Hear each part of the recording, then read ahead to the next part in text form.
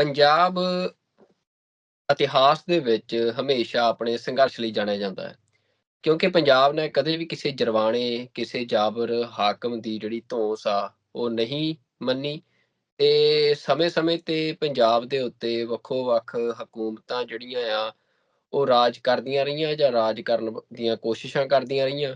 ਪਰ ਪੰਜਾਬ ਦੇ ਲੋਕਾਂ ਨੇ ਹਮੇਸ਼ਾ ਹੀ ਜਿਹੜੀਆਂ ਬਾਹਰੀ ਹਕੂਮਤਾਂ ਸੀ, ਬਾਹਰੀ ਹਮਲਾਵਰ ਸੀ, ਉਹਨਾਂ ਦਾ ਰਾਜ ਜਿਹੜਾ ਆ ਉਹ ਚੁੱਪ-ਚਾਪ ਪ੍ਰਵਾਨ ਕਰਨ ਦੀ ਬਜਾਏ ਹਮੇਸ਼ਾ ਹੀ ਬਗਾਵਤ ਕੀਤੀ ਆ।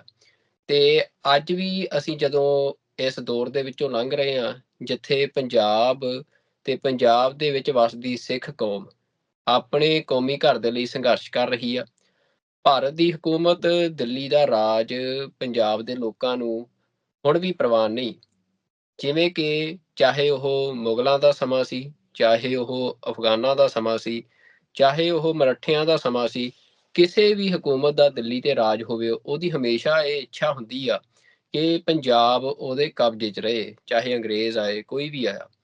ਪਰ ਪੰਜਾਬ ਦੇ ਲੋਕਾਂ ਨੇ ਹਮੇਸ਼ਾ ਆਪਣੀ ਆਜ਼ਾਦੀ ਦੇ ਲਈ ਸੰਘਰਸ਼ ਕੀਤਾ ਤੇ ਹੁਣ ਫੇਰ ਭਾਰਤ ਦੇ ਉੱਤੇ ਇਸ ਸਮੇਂ ਹਿੰਦੂਤਵੀ ਜਿਹੜਾ ਰਾਜ ਆ, ਉਹ ਕਾਇਮ ਆ ਤੇ ਉਸ ਵੱਲੋਂ ਲਗਾਤਾਰ ਪੰਜਾਬ ਦੇ ਉੱਤੇ ਆਪਣੇ ਰਾਜ ਨੂੰ ਸਥਾਪਿਤ ਰੱਖਣ ਦੇ ਲਈ ਪੰਜਾਬ ਦੇ ਲੋਕਾਂ ਤੇ ਵੱਖੋ-ਵੱਖ ਤਰੀਕਿਆਂ ਦੇ ਨਾਲ ਜ਼ੁਲਮ ਕੀਤਾ ਜਾ ਰਿਹਾ ਤੇ ਪੰਜਾਬ ਦੇ ਵਿੱਚ ਵੀ ਜਿਹੜੀਆਂ ਆਜ਼ਾਦੀ ਪਸੰਦ ਲੋਕਾਂ ਦੀਆਂ ਆਵਾਜ਼ਾਂ ਨੇ, ਉਹ ਲਗਾਤਾਰ ਉੱਠ ਰਹੀਆਂ ਨੇ। ਤੇ ਅੱਜ ਦਾ ਇਹ ਸਮਾਂ ਆ ਜਦੋਂ ਦੁਨੀਆ ਭਰ ਦੇ ਵਿੱਚ ਪੰਜਾਬ ਦੀ ਆਜ਼ਾਦੀ ਲਹਿਰ, ਖਾਲਿਸਤਾਨ ਦੇ ਸੰਘਰਸ਼ ਦੀ ਗੱਲ ਹੋ ਰਹੀ ਆ। ਖ਼ਾਸ ਤੌਰ ਤੇ ਪਿਛਲੇ ਸਮੇਂ 'ਚ ਅਮਰੀਕਾ, ਕੈਨੇਡਾ ਦੇ ਵਿੱਚ ਭਾਰਤ ਦੇ ਸਿੱਖਾਂ ਦੇ ਉੱਤੇ ਹਮਲਿਆਂ ਦੇ ਜਿਸ ਤਰ੍ਹਾਂ ਬਾਜ਼ ਉੱਗੜੇ ਨੇ ਤੇ ਦੁਨੀਆ ਹੁਣ ਇਸ ਗੱਲ ਨੂੰ ਬੜੀ ਗੰਭੀਰਤਾ ਦੇ ਨਾਲ ਵਿਚਾਰ ਰਹੀ ਆ ਕਿ ਸਿੱਖ ਕੌਮ ਦਾ ਕੌਮੀ ਘਰ ਜਿਹੜਾ ਆ ਪੰਜਾਬ ਦੇ ਵਿੱਚ, ਉਹ ਕਿਵੇਂ ਸਥਾਪਿਤ ਹੋ ਸਕਦਾ ਹੈ। ਤੇ ਇਸੇ ਸੰਘਰਸ਼ ਦੇ ਲਈ ਪੰਜਾਬ ਦੇ ਮੈਦਾਨ ਦੇ ਵਿੱਚ ਜੂਝ ਰਹੀ ਜਥੇਬੰਦੀ ਦਲ ਖਾਲਸਾ ਦੇ ਨੌਜਵਾਨ ਆਗੂ ਕਾਰਜਕਾਰੀ ਪ੍ਰਧਾਨ ਪਰਮਜੀਤ ਸਿੰਘ ਮੰਡ ਅੱਜ ਮੇਰੇ ਨਾਲ ਇਸ ਪ੍ਰੋਗਰਾਮ ਦੇ ਵਿੱਚ ਬਤੌਰ ਮੁੱਖ ਮਹਿਮਾਨ ਸ਼ਾਮਲ ਹੋਣਗੇ ਤੇ ਪੰਜਾਬ ਦੇ ਵਿੱਚ ਚੱਲ ਰਹੇ ਸੰਘਰਸ਼ ਬਾਰੇ ਅਸੀਂ ਉਹਨਾਂ ਤੋਂ ਜਾਣਾਂਗੇ। ਖਾਸ ਤੌਰ ਤੇ ਸਿੱਖ ਸਫਾਂ ਦੇ ਅੰਦਰ ਜਿਹੜਾ ਸਿਆਸੀ ਖਲਾਅ ਇਸ ਸਮੇਂ ਨਜ਼ਰ ਆ ਰਿਹਾ, ਜਿਵੇਂ ਅਕਾਲੀ ਦਲ ਦੇ ਪ੍ਰਧਾਨ ਵੱਲੋਂ ਆਪਣੇ ਗੁਨਾਹ ਅਕਾਲ ਤਖ਼ਤ ਸਾਹਿਬ ਤੇ ਕਬੂਲਣੇ, ਖਾਲਸਾ ਪੰਥ ਦੀ ਕਚਹਿਰੀ ਦੇ ਵਿੱਚ ਇਸ ਗੱਲ ਦਾ ਇੰਕਸ਼ਾਫ ਕਰਨਾ ਕਿ ਕਿਸ ਤਰ੍ਹਾਂ ਅਕਾਲੀ ਦਲ ਪਾਰਟੀ ਵੱਲੋਂ ਸਿੱਖਾਂ ਦਾ ਘਾਣ ਕੀਤਾ ਗਿਆ, ਗੁਰੂ ਸਾਹਿਬ ਦੀਆਂ ਬੇਅਦਬੀਆਂ ਦੇ ਦੋਸ਼ੀਆਂ ਦੀ ਪੁਸ਼ਤ-ਪਨਾਹੀ ਕੀਤੀ ਗਈ, ਸਿੱਖਾਂ ਦੇ ਕਾਤਲਾਂ ਦੀ ਪੁਸ਼ਤ-ਪਨਾਹੀ ਕੀਤੀ ਗਈ ਤੇ ਉਸ ਤੋਂ ਬਾਅਦ ਜਿਵੇਂ ਨਰੈਣ ਸਿੰਘ ਚੋੜਾ ਹੋਰਾਂ ਦਾ ਗੁੱਸਾ ਜਿਹੜਾ ਆ ਜਾਂ ਰੋਸ ਸੀ ਜਿਹੜਾ ਜਿਸ ਰੂਪ 'ਚ ਪ੍ਰਗਟ ਹੋਇਆ ਤੇ ਉਹ ਸਾਰੀ ਸਥਿਤੀ ਬਣੀ ਹੋਈ ਆ। ਉਸ ਦੇ ਨਾਲ ਹੀ ਦਲ ਖਾਲਸਾ ਵੱਲੋਂ ਲਗਾਤਾਰ ਜਿਹੜੀਆਂ ਸਰਗਰਮੀਆਂ ਨੇ ਪੰਥਕ ਏਕਤਾ ਨੂੰ ਇੱਕ ਪਲੈਟਫਾਰਮ ਤੇ ਇਕੱਠਾ ਕਰਨ ਦੇ ਲਈ, ਪੰਥਕ ਤਾਕਤ ਨੂੰ ਇੱਕ ਪਲੈਟਫਾਰਮ ਤੇ ਇਕੱਠਾ ਕਰਨ ਦੇ ਲਈ ਉਹ ਕੀਤੀਆਂ ਜਾ ਰਹੀਆਂ ਨੇ ਤਾਂ ਕਿ ਦੁਨੀਆ ਦੇ ਵਿੱਚ ਹੋ ਰਹੀਆਂ ਵੱਡੀਆਂ ਤਬਦੀਲੀਆਂ ਦੇ ਸੰਦਰਭ ਦੇ ਵਿੱਚ ਸਿੱਖ ਤਾਕਤ ਜਿਹੜੀ ਆ ਉਹ ਯੂਨਾਈਟਿਡ ਹੋ ਕੇ ਦੁਨੀਆ ਦੇ ਨਾਲ ਗੱਲਬਾਤ ਕਰ ਸਕੇ।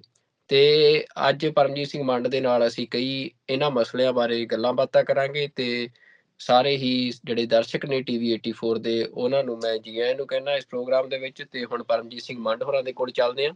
ਪਰਮਜੀਤ ਸਿੰਘ ਮੰਡ ਜੀ, ਵਾਹਿਗੁਰੂ ਜੀ ਕਾ ਖਾਲਸਾ, ਵਾਹਿਗੁਰੂ ਜੀ ਕੀ ਫਤਿਹ। ਵਾਹਿਗੁਰੂ ਜੀ ਕਾ ਖਾਲਸਾ, ਵਾਹਿਗੁਰੂ ਜੀ ਕੀ ਫਤਿਹ ਜੀ। ਹਾਂਜੀ ਪਰਮਜੀਤ ਸਿੰਘ ਜੀ, ਤੇ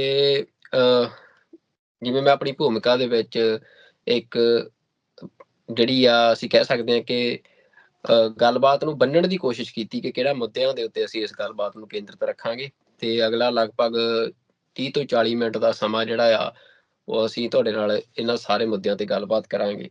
ਗੱਲਬਾਤ ਦੀ ਸ਼ੁਰੂਆਤ ਮੈਂ ਖਾਸ ਤੌਰ ਤੇ ਮੋਗਾ ਕਨਵੈਨਸ਼ਨ ਤੋਂ ਕਰਨੀ ਚਾਹੁੰਦਾ ਹਾਂ ਕਿਉਂਕਿ ਪਿਛਲੇ ਦਿਨੀ ਜਿਵੇਂ ਮੋਗਾ ਦੇ ਵਿੱਚ ਇੱਕ ਕਨਵੈਨਸ਼ਨ ਕੀਤੀ ਗਈ ਦਲ ਖਾਲਸਾ ਵੱਲੋਂ, ਵੱਡਾ ਇਕੱਠ ਹੋਇਆ।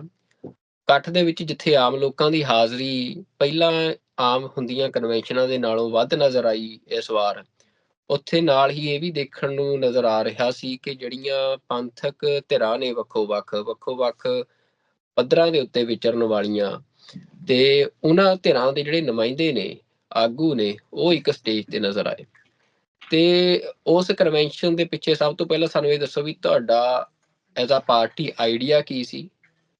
ਕਿ ਕੀ ਸੋਚ ਦੇ ਨਾਲ ਉਹ ਕਨਵੈਨਸ਼ਨ ਰੱਖੀ ਗਈ ਸੀ? ਪਿਛਲੇ ਤਕਰੀਬਨ 2 ਸਾਲ ਤੋਂ ਜਿਸ ਤਰੀਕੇ ਦੇ ਪੂਰੇ ਇੰਟਰਨੈਸ਼ਨਲ ਪੱਧਰ ਦੇ ਉੱਤੇ ਸਿੱਖ ਪੋਲਿਟਿਕਸ ਦੇ ਹਾਲਾਤ ਬਣੇ ਹੋਏ ਨੇ, ਖਾਸ ਤੌਰ ਦੇ ਉੱਤੇ ਜਦੋਂ ਇੰਡੀਆ ਨੇ ਪੰਜਾਬ ਦੀਆਂ ਹੱਦਾਂ ਟੱਪ ਕੇ ਤੇ ਵਿਦੇਸ਼ਾਂ ਦੇ ਵਿੱਚ ਜਾ ਕੇ ਵੀ ਸਿੱਖ ਐਕਟੀਵਿਸਟਸ ਨੂੰ ਟਾਰਗੇਟ ਕਰਨਾ ਸ਼ੁਰੂ ਕੀਤਾ, ਉਸ ਤੋਂ ਬਾਅਦ ਸਾਰਿਆਂ ਨੇ ਲਗਭਗ ਉਹਦਾ ਨੋਟਿਸ ਲਿਆ। ਲਗਭਗ ਸਾਰਿਆਂ ਨੇ, ਮੈਂ ਕਿਹਾ ਇਹ ਸਾਰੇ ਨਹੀਂ ਲੈਂਦੇ ਹੁੰਦੇ ਕਦੀ ਵੀ, ਲਗਭਗ ਸਾਰਿਆਂ ਨੇ ਲਿਆ। ਚਾਹੇ ਉਹ ਕਿਸੇ ਇੱਕ ਖਾਸ ਸੰਸਥਾ ਦਾ ਬੰਦਾ ਹੋਵੇ, ਕੋਈ ਧਾਰਮਿਕ ਵਿੰਗ ਚਲਾ ਰਿਹਾ ਹੋਵੇ, ਨਰੋਲ ਪੋਲਿਟਿਕਸ ਦੀ ਗੱਲ ਕਰਦਾ ਹੋਵੇ, ਜਿਹੜਾ ਸਾਡੇ ਨਾਲ ਸਾਡੇ ਵਾਲੀ ਵਿਚਾਰਧਾਰਾ ਦੇ ਨਾਲ ਪੂਰੀ ਤਰ੍ਹਾਂ ਅਜੇ ਆ ਕੇ ਨਹੀਂ ਤੁਰ ਸਕਦਾ, ਈਵਨ ਉਹਨੇ ਵੀ ਇਹਨਾਂ ਚੀਜ਼ਾਂ ਦਾ ਨੋਟਿਸ ਲਿਆ ਹੈ ਕਿ ਵਿਦੇਸ਼ਾਂ ਦੇ ਵਿੱਚ ਜਿਹੜੀ ਸਾਡੀ ਸੋਚ ਵਾਲੇ ਲੋਕ ਨੇ ਜਾਂ ਜਿਹੜੇ ਸਾਡੀ ਸੋਚ ਵਾਲੇ ਸਿੱਖ ਬੈਠੇ ਨੇ, ਉਹਨਾਂ ਨੂੰ ਇੰਡੀਆ ਟਾਰਗੇਟ ਕਰਨਾ ਸ਼ੁਰੂ ਕਰ ਦਿੱਤਾ ਉਹਨੇ। ਔਰ ਟਾਰਗੇਟ ਵੀ ਇਸ ਹੱਦ ਤੱਕ ਗਿਆ ਕਿ ਐਲੀਮੀਨੇਸ਼ਨ ਦੇ ਪ੍ਰੋਸੈਸ ਤੱਕ ਇੰਡੀਆ ਚਲਾ ਗਿਆ। ਔਰ ਇਸ ਸਾਰੇ ਜਿਹੜਾ ਪਿਛਲੇ ਤਕਰੀਬਨ 2 ਸਾਲ ਦੀ ਜਿਹੜੀ ਐਕਟੀਵਿਟੀ ਜਿਹੜੀ ਉਹ ਬੀਤੀ ਲੰਘੀ ਆ, ਉਸ ਤੋਂ ਬਾਅਦ ਸਾਰਿਆਂ ਨੇ ਇਹਦੇ ਉੱਤੇ ਆਪੋ ਆਪਣਾ ਪ੍ਰਤੀਕਰਮ ਦਿੱਤਾ। ਪਰ ਸਾਡਾ ਇਹ ਮੰਨਣਾ ਸੀ ਵੀ ਦੁਨੀਆ ਦੇ ਵਿੱਚ ਇਹਦੇ ਬਾਰੇ ਗੱਲ ਹੋ ਰਹੀ ਆ, ਦੁਨੀਆ ਦੇ ਮੁਲਕ, ਦੁਨੀਆ ਦੇ ਅਲੱਗ-ਅਲੱਗ ਪਾਵਰਸ ਜਿਹੜੀਆਂ ਆ ਉਹ ਇਸ ਇਸ਼ੂ ਦੇ ਬਾਰੇ ਗੱਲ ਕਰਦੀਆਂ ਪਈਆਂ ਨੇ, ਇੰਡੀਆ ਦੀ ਇਸ ਪਾਲਿਸੀ ਨੂੰ ਚੈਲੰਜ ਦੇ ਰਹੀਆਂ ਨੇ, ਉਹਨਾਂ ਨੂੰ ਕੰਡੈਮ ਕਰ ਰਹੀਆਂ ਨੇ। ਪਰ ਜਿਸ ਤਰੀਕੇ ਦੀ ਆਵਾਜ਼ ਪੰਜਾਬ 'ਚੋਂ ਉੱਠਣੀ ਚਾਹੀਦੀ ਸੀ, ਉਹ ਉਸ ਤਰੀਕੇ ਦੀ ਨਹੀਂ ਉੱਠ ਪਾ ਰਹੀ। ਮੈਂ ਇਹ ਕਹਿ ਰਿਹਾ ਕਿ ਅਲੱਗ-ਅਲੱਗ ਹਰ ਇੱਕ ਨੇ ਆਪੋ ਆਪਣੀ ਪਿੱਚ ਦੇ ਅਨੁਸਾਰ ਆਵਾਜ਼ ਉਠਾਈ, ਪਰ ਉਹਦੀ ਇੱਕ ਯੂਨਾਈਟਿਡ ਆਵਾਜ਼ ਜਿਹੜੀ ਆ ਜਾਂ ਯੂਨਾਈਟਿਡ ਪਲੇਟਫਾਰਮ ਜਿਹੜਾ ਆ ਉਹ ਕਿਤੇ ਵੀ ਨਜ਼ਰ ਨਹੀਂ ਆਉਂਦਾ। ਸੋ ਅਸੀਂ ਇੱਕ ਕੋਸ਼ਿਸ਼ ਕੀਤੀ ਕਿ ਜਿੰਨੀਆਂ ਵੀ ਅਲੱਗ-ਅਲੱਗ, ਬੇਸ਼ੱਕ ਉਹਦੀ ਪੋਲੀਟੀਕਲ ਆਈਡੀਓਲੋਜੀ ਕੋਈ ਵੀ ਹੋਵੇ, ਉਹ ਜਿਹੜਾ ਘੱਟੋ ਘੱਟ ਇਸ ਇਸ਼ੂ ਦੇ ਉੱਤੇ ਸਹਿਮਤ ਆ ਕਿ ਜਿਸ ਤਰੀਕੇ ਦੇ ਨਾਲ ਸਿੱਖਾਂ ਨੂੰ ਟਾਰਗੇਟ ਕੀਤਾ ਜਾ ਰਿਹਾ ਇੰਡੀਆ ਵੱਲੋਂ, ਉਹ ਗਲਤ ਆ, ਉਹਨਾਂ ਧਿਰਾਂ ਨੂੰ ਅਸੀਂ ਇੱਕ ਪਲੇਟਫਾਰਮ ਦੇ ਉੱਤੇ ਇਕੱਠੇ ਕਰਨ ਦੀ ਕੋਸ਼ਿਸ਼ ਕੀਤੀ।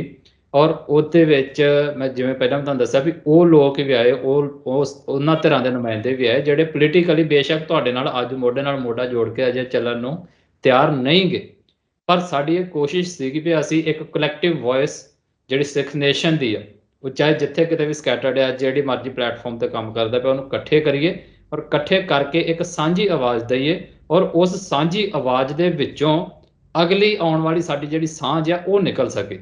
ਔਰ ਉਹ ਸਾਂਝ ਬੜੀ ਅਜੇ ਕੰਪਲੈਕਸ ਆ, ਮੈਂ ਮੰਨਦਾ ਹਾਂ। ਅਸੀਂ ਇਹਨਾਂ ਚੀਜ਼ਾਂ ਨੂੰ ਬਖੂਬੀ ਸਮਝਦੇ ਹਾਂ, ਕੋਈ ਹਵਾ ਦੇ ਵਿੱਚ ਗੱਲਾਂ ਤੇ ਕਰਦੇ ਹਾਂ, ਗੱਲ ਬਣਨੀ ਨਹੀਂ ਗੀ। ਬਟ ਉਸ ਕੰਪਲੈਕਸਿਟੀ ਨੂੰ ਜੇ ਸੋਲਵ ਵੀ ਕਰਨਾ ਹੈ ਤੇ ਉਹਦੀ ਕਿਤੇ ਨਾ ਕਿਤੇ ਤੇ ਜਿਹੜੀ ਰੱਸੀ ਜਿਹੜੀ ਗੁੰਝਲਦਾਰ ਪਈ ਆ, ਕਿਤੇ ਨਾ ਕਿਤੇ ਤੇ ਰੱਸੀ ਫੜ ਕੇ ਖੋਲਣੀ ਸ਼ੁਰੂ ਕਰਨੀ ਪਏਗੀ ਨਾ, ਕਿ ਅਸੀਂ ਉਹਨੂੰ ਹੱਲ ਕਰੀਏ। ਕਿ ਬਸ ਅਸੀਂ ਇਹ ਕਹੀਏ ਵੀ ਨਹੀਂ ਹੁਣ ਗੁੰਝਲਾਂ ਪੈ ਗਈਆਂ ਨੇ ਤੇ ਇਹ ਸੋਲਵ ਹੀ ਨਹੀਂ ਹੋਣੀਆਂ ਤੇ ਛੱਡ ਦਈਏ। ਸੋ ਉਹ ਗੁੰਝਲਾਂ ਨੂੰ ਹੌਲੀ ਹੌਲੀ ਅਸੀਂ ਖੋਲਣ ਦੀ ਕੋਸ਼ਿਸ਼ ਜਿਹੜੀ ਆ ਉਹ ਉਸ ਮੋਗਾ ਕਨਵੈਨਸ਼ਨ ਤੋਂ ਅੱਗੇ ਸ਼ੁਰੂ ਕਰਨ ਦੀ ਸੋਚੀ ਆ ਵੀ ਅੱਗੇ ਇਹਦੀ ਕੰਟੀਨਿਊਟੀ ਜਿਹੜੀ ਆ ਉਹ ਅੱਗੇ ਚੱਲੇ। ਸੋ ਇਸੇ ਇੱਕ ਸੋਚ ਦੇ ਵਿੱਚੋਂ ਹੀ ਮੋਗਾ ਕਨਵੈਨਸ਼ਨ ਨਿਕਲੀ ਵੀ ਜਿਸ ਤਰੀਕੇ ਦੀ ਪੂਰੀ ਇੰਟਰਨੈਸ਼ਨਲ ਪੱਧਰ ਦੇ ਉੱਤੇ ਸਿੱਖ ਪੋਲਿਟਿਕਸ ਡਿਸਕਸ ਹੋ ਰਹੀ ਆ, ਉਹਨੂੰ ਪੰਜਾਬ ਦੇ ਸਿੱਖ ਇੱਕ ਯੂਨਾਈਟਿਡ ਫਾਰਮ ਦੇ ਵਿੱਚ ਕਿਸ ਤਰੀਕੇ ਨਾਲ ਐਡਰੈਸ ਕਰਨ, ਉਹਦੇ ਬਾਰੇ ਉਹ ਸਾਰੀ ਚੀਜ਼ ਜਿਹੜੀ ਸੋਚ ਕੇ ਅਸੀਂ ਉਹ ਕਨਵੈਨਸ਼ਨ ਰੱਖੀ ਸੀ। ਬਿਲਕੁਲ ਪਰਮਜੀਤ ਸਿੰਘ ਜੀ, ਤੁਸੀਂ ਮਤਲਬ ਗੱਲ ਕੀਤੀ ਹੈ ਕਿ ਜਿਹੜੀ ਪੰਥਕ ਤਾਕਤ ਆ ਉਹ ਉਸ ਨੂੰ ਇੱਕ ਪਲੇਟਫਾਰਮ ਦੇ ਉੱਤੇ ਇਕੱਠਾ ਕਰਨ ਦੇ ਯਤਨ ਜਿਹੜੇ ਆ ਉਹ ਦਲ ਖਾਲਸਾ ਕਰ ਰਹੀ ਆ, ਉਹਦਾ ਪ੍ਰਮਾਣ ਵੀ ਸਾਨੂੰ ਉਸ ਕਨਵੈਨਸ਼ਨ 'ਚ ਮਿਲਿਆ।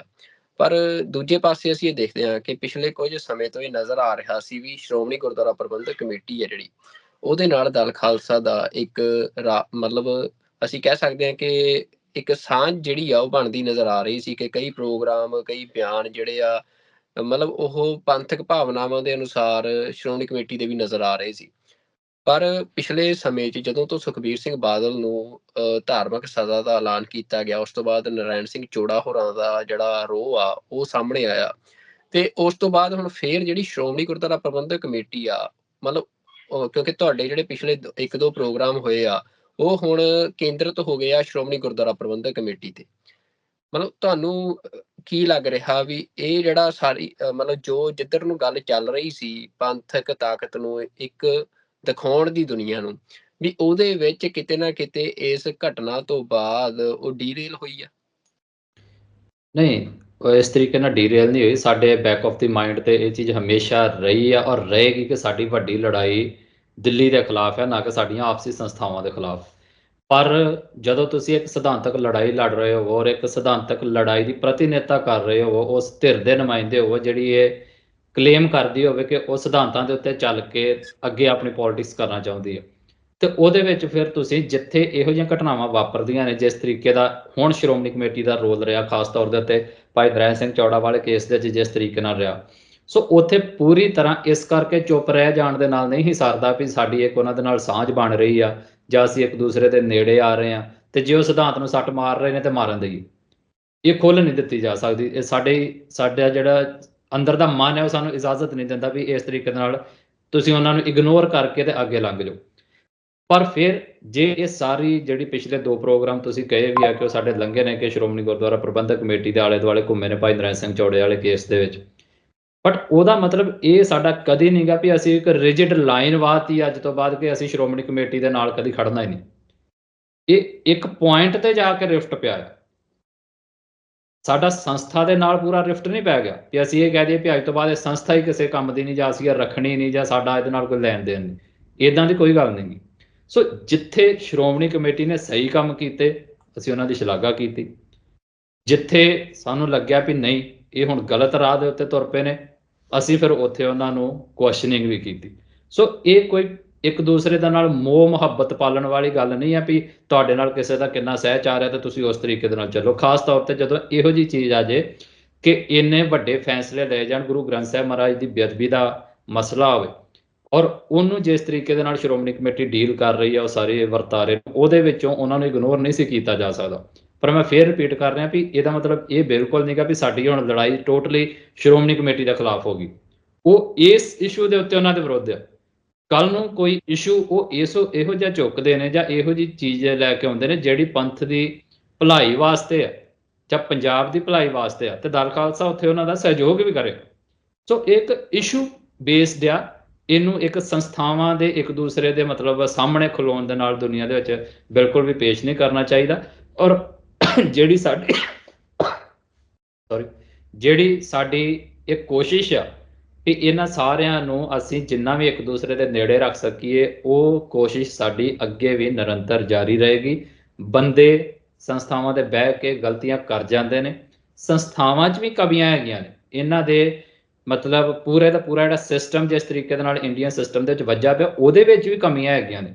ਪਰ ਜਦੋਂ ਤੱਕ ਉਹ ਕਮੀਆਂ ਟੋਟਲੀ ਅਸੀਂ ਦੂਰ ਨਹੀਂ ਕਰ ਲੈਂਦੇ, ਉਹਦੇ ਵਿੱਚੋਂ ਕਿੰਨੇ ਕੁ ਫਾਇਦੇ ਕੌਮ ਦੀ ਭਲਾਈ ਦੇ ਲਈ ਕੀਤੇ ਜਾ ਸਕਦੇ ਨੇ, ਉਹਨਾਂ ਨੂੰ ਜ਼ਰੂਰ ਆਪਣੇ ਮਾਈਂਡ ਦੇ ਵਿੱਚ ਸਾਨੂੰ ਕੰਸੀਡਰ ਕਰਕੇ ਹੀ ਅੱਗੇ ਚੱਲਣਾ ਚਾਹੀਦਾ। ਪੱਕੀ ਰਿਫਟ ਕੋਈ ਨਹੀਂ ਗੀ, ਪੱਕੀਆਂ ਰਿਜਿਡ ਲਾਈਨਸ ਕੋਈ ਨਹੀਂ ਗੀਆਂ, ਪਰ ਜਿੱਥੇ ਸਿਧਾਂਤ ਦੇ ਉੱਤੇ ਸੱਟ ਮਾਰਨ ਦੀ ਕੋਸ਼ਿਸ਼ ਕੀਤੀ ਜਾਏਗੀ ਉੱਥੇ ਦਲ ਖਾਲਸਾ ਇਸੇ ਤਰੀਕੇ ਦੇ ਨਾਲ, ਚਾਹੇ ਉਹ ਕੋਈ ਵੀ ਹੋਵੇ, ਚਾਹੇ ਸਾਡੀ ਵਿਦਿਨ ਪਾਰਟੀ ਕਿਉਂ ਨਾ ਕੱਲ ਨੂੰ ਕੋਈ ਇਸ ਤਰੀਕੇ ਦਾ ਕੰਮ ਕਰੇ, ਦਲ ਖਾਲਸਾ ਉਹਨਾਂ ਦੇ ਖਿਲਾਫ ਖੜੇਗੀ। ਜਿਹੜੀ ਪਰਮਜੀਤ ਸਿੰਘ ਜੀ ਸਿਧਾਂਤ ਦੀ ਵੀ ਤੁਸੀਂ ਗੱਲ ਕੀਤੀ ਆ, ਮੈਂ ਇੱਕ ਸਵਾਲ ਨਾਲ ਦੀ ਨਾਲ ਹੁਣ ਇਹਦੇ ਬਾਰੇ ਵੀ ਪੁੱਛ ਲਾਂ, ਕਿਉਂਕਿ ਨਰੈਣ ਸਿੰਘ ਚੋੜਾ ਹੋਰਾਂ ਦੇ ਸੰਦਰਭ ਦੇ ਵਿੱਚ ਜਿਹੜਾ ਉਹਨਾਂ ਦਾ ਐਕਸ਼ਨ ਸੀ, ਉਹਦੀ ਸਭ ਤੋਂ ਵੱਧ ਜਿਹੜੀ ਵਕਾਲਤ ਆ ਉਹ ਦਲ ਖਾਲਸਾ ਵੱਲੋਂ ਕੀਤੀ ਗਈ। ਤੇ ਸ਼੍ਰੋਮਣੀ ਗੁਰਦੁਆਰਾ ਪ੍ਰਬੰਧਕ ਕਮੇਟੀ ਦਾ ਵੀ ਇਹੀ ਕਹਿਣਾ ਆ ਕਿ ਜਿਹੜਾ ਨਰੈਣ ਸਿੰਘ ਚੋੜਾ ਹੋਰਾਂ ਦਾ ਐਕਸ਼ਨ ਆ ਉਹ ਸਿਧਾਂਤ ਤੇ ਹਮਲਾ ਸੀ। ਵੀ ਉਹਨਾਂ ਨੇ ਦਰਬਾਰ ਸਾਹਿਬ ਦੇ ਵਿੱਚ ਜਿਹੜਾ ਬੰਦਾ ਇੱਕ ਆਲਰੇਡੀ ਮਤਲਬ ਸਜ਼ਾ ਭੁਗਤ ਰਿਹਾ ਆ, ਤੇ ਵੀ ਉਹਦੇ ਉੱਤੇ ਅਕਾਲ ਤਖ਼ਤ ਸਾਹਿਬ ਨੂੰ ਓਵਰ ਰੂਲ ਕਰਦੇ ਆ, ਮਤਲਬ ਅਕਾਲ ਤਖ਼ਤ ਸਾਹਿਬ ਤੋਂ ਗਾਂਹ ਜਾਂਦੇ ਆ ਤੇ ਇਹ ਐਕਸ਼ਨ ਕੀਤਾ ਆ, ਜਿਹਦੇ ਤੇ ਫਿਰ ਉਹਨਾਂ ਨੇ ਇਹ ਜਿਹੜੀ ਮੰਗ ਕੀਤੀ ਕਿ ਉਹਨਾਂ ਨੂੰ ਪੰਥ ਦੇ ਵਿੱਚੋਂ ਛੇਕਿਆ ਜਾਵੇ। ਤਾਂ ਸਿਧਾਂਤ ਦੀ ਜਿਹੜੀ ਇਹ ਲਾਈਨ ਆ, ਇਹਨੂੰ ਤੁਸੀਂ ਕਿਵੇਂ ਡਿਫਾਈਨ ਕਰਦੇ ਹੋ ਵੀ ਤੁਹਾਡਾ ਕਿਉਂਕਿ ਜੇ ਉਹਨਾਂ ਨਾਲ ਗੱਲ ਕਰੀਏ ਉਹ ਕਹਿਣਗੇ ਸਾਡਾ ਸਿਧਾਂਤ ਸਹੀ ਆ, ਤੁਸੀਂ ਕਹਿੰਦੇ ਹੋ ਸਾਡਾ ਸਿਧਾਂਤ ਸਹੀ ਆ। ਸਿਧਾਂਤ ਨੂੰ ਤੁਸੀਂ ਕਿਵੇਂ ਡਿਫਾਈਨ ਕਰਦੇ ਹੋ ਵੀ ਕਿਹੜਾ ਐਕਸ਼ਨ ਸਹੀ ਆ? ਦੇਖੋ, ਜਿੰਨੀ ਕੁ ਸਾਨੂੰ ਗੁਰੂ ਮਹਾਰਾਜ ਨੇ ਸੋਝੀ ਬਖਸ਼ੀ ਹੈ ਜਾਂ ਜਿੰਨਾ ਕੁ ਦਿਮਾਗ ਦਿੱਤਾ ਹੈ, ਉਹਦੇ ਹਰ ਬੰਦਾ ਆਪੋ ਆਪਣੀ ਸਮਝ ਦੇ ਮੁਤਾਬਕ ਚੀਜ਼ਾਂ ਨੂੰ ਲੈ ਕੇ ਚੱਲਦਾ ਹੈ। ਜੇ ਸਿੱਖ ਇਹ ਮੰਨਣ ਕਿ ਅਕਾਲ ਤਖ਼ਤ ਸਾਹਿਬ ਦੀ ਫਸੀਲ ਤੋਂ ਜਿਹੜੀ ਗੱਲ ਕਹਿ ਦਿੱਤੀ ਗਈ ਉਹ ਚਾਹੇ ਸਹੀ ਆ ਚਾਹੇ ਗਲਤ ਆ, ਚਾਹੇ ਉਹ ਜਿਸ ਲੈਵਲ ਦੀ ਹੈ ਜਾਂ ਨਹੀਂ ਹੈ, ਉਹਨੂੰ ਬਸ ਹੱਥ ਜੋੜ ਕੇ ਖਿੜੇ ਮੱਥੇ ਮੰਨ ਕੇ ਤੇ ਦੁਨੀਆ 'ਚ ਵਿਚਰਨਾ ਹੈ, ਫਿਰ ਤੁਸੀਂ ਇਸ ਘਟਨਾਕ੍ਰਮ ਨੂੰ ਅਕਾਲੀ ਦਲ ਦੀ ਪੋਲਿਟਿਕਸ ਦੇ ਹਿਸਾਬ ਦੇ ਨਾਲ ਚਲਾ ਸਕਦੇ ਹੋ। ਪਰ ਪਿਛਲੇ ਸਮੇਂ ਦੇ ਵਿੱਚ ਪਿਛਲੇ 10 ਸਾਲ ਦੀ ਪੋਲਿਟਿਕਸ ਖਾਸ ਤੌਰ ਤੇ ਜਿਹਦੇ ਵਿੱਚ ਮੈਂ ਐਕਟਿਵ ਰਿਹਾ, ਮੈਂ ਉਹਦੀ ਜੇ ਗੱਲ ਕਰਾਂ, ਇੱਕ ਅਕਾਲ ਤਖ਼ਤ ਸਾਹਿਬ ਤੋਂ ਫੈਸਲਾ ਆਇਆ ਕਿ ਸੌਦਾ ਸਾਧ ਨੂੰ ਮਾਫ ਕਰ ਦਿੱਤਾ ਜਾਏਗਾ, ਪੰਜ ਸਿੰਘ ਸਾਹਿਬਾਂ ਨੇ ਸਾਈਨ ਕਰਤੇ। ਹੁਣ ਜੇ ਅਕਾਲੀ ਦਲ ਨੂੰ ਮੰਨ ਕੇ ਚੱਲਣਾ ਹੋਵੇ ਤੇ ਫਿਰ ਪੰਥ ਨੂੰ ਚੁੱਪ ਕਰਕੇ ਖੜੇ ਮੇਥੇ ਫਿਰ ਮੰਨ ਲੈਣਾ ਚਾਹੀਦਾ ਵੀ ਅੱਜ ਤੋਂ ਬਾਅਦ ਰਾਮ ਰਹੀਮ ਵੀ ਸਾਡਾ ਹੀ ਆ। ਉਹਨੂੰ ਮਾਫ ਕਰਤਾ ਅਕਾਲ ਤਖਤ ਸਾਹਿਬ ਨੇ। ਪਰ ਪੰਥ ਨੇ ਕਿਹਾ ਵੀ ਨਹੀਂ, ਉਸ ਬੰਦੇ ਦਾ ਜੋ ਗੁਨਾਹ ਆ, ਜਿਸ ਤਰੀਕੇ ਨੇ ਉਹਨੇ ਗੁਰੂ ਗ੍ਰੰਥ ਸਾਹਿਬ ਜੀ ਨੂੰ ਚੈਲੰਜ ਕੀਤਾ ਆ ਪੰਜਾਬ ਦੀ ਧਰਤੀ ਦੇ ਉੱਤੇ, ਉਹਦੇ ਹਿਸਾਬ ਦੇ ਨਾਲ ਉਹ ਬੰਦਾ ਕਦੀ ਵੀ ਇਸ ਤਰੀਕੇ ਦੇ ਨਾਲ ਸੁਰਖਰੂ ਨਹੀਂ ਹੋ ਸਕਦਾ ਜਿਸ ਤਰੀਕੇ ਨਾਲ ਉਹਨੂੰ ਸੁਰਖਰੂ ਕਰ ਦਿੱਤਾ ਗਿਆ। ਤੇ ਪੰਥ ਨੇ ਉਹਨੂੰ ਆਪਣਾ ਹਿੱਸਾ ਨਹੀਂ ਮੰਨਿਆ, ਬੇਸ਼ੱਕ ਉਹ ਫੈਸਲਾ ਤਖਤਾਂ ਤੋਂ ਹੀ ਆਇਆ ਹੈ। ਸੇਮ ਚੀਜ਼ ਤੁਸੀਂ ਇੱਥੇ ਲੈ ਕੇ ਆਈਏ ਹੁਣ ਆਪਾਂ ਇਸ ਕੇਸ ਦੇ ਵਿੱਚ।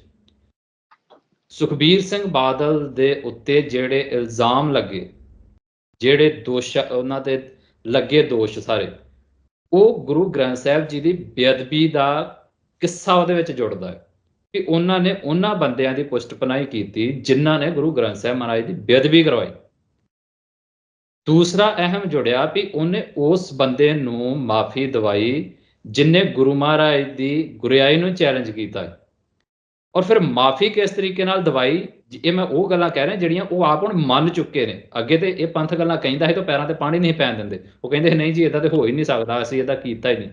ਹੁਣ ਜਿਹੜੀਆਂ ਅਕਾਲ ਤਖਤ ਸਾਹਿਬ ਦੇ ਵਿਹੜੇ 'ਚ ਖਲੋ ਕੇ ਉਹ ਮੰਨੇ ਨੇ, ਮੈਂ ਉਹ ਕਹਿ ਰਿਹਾ।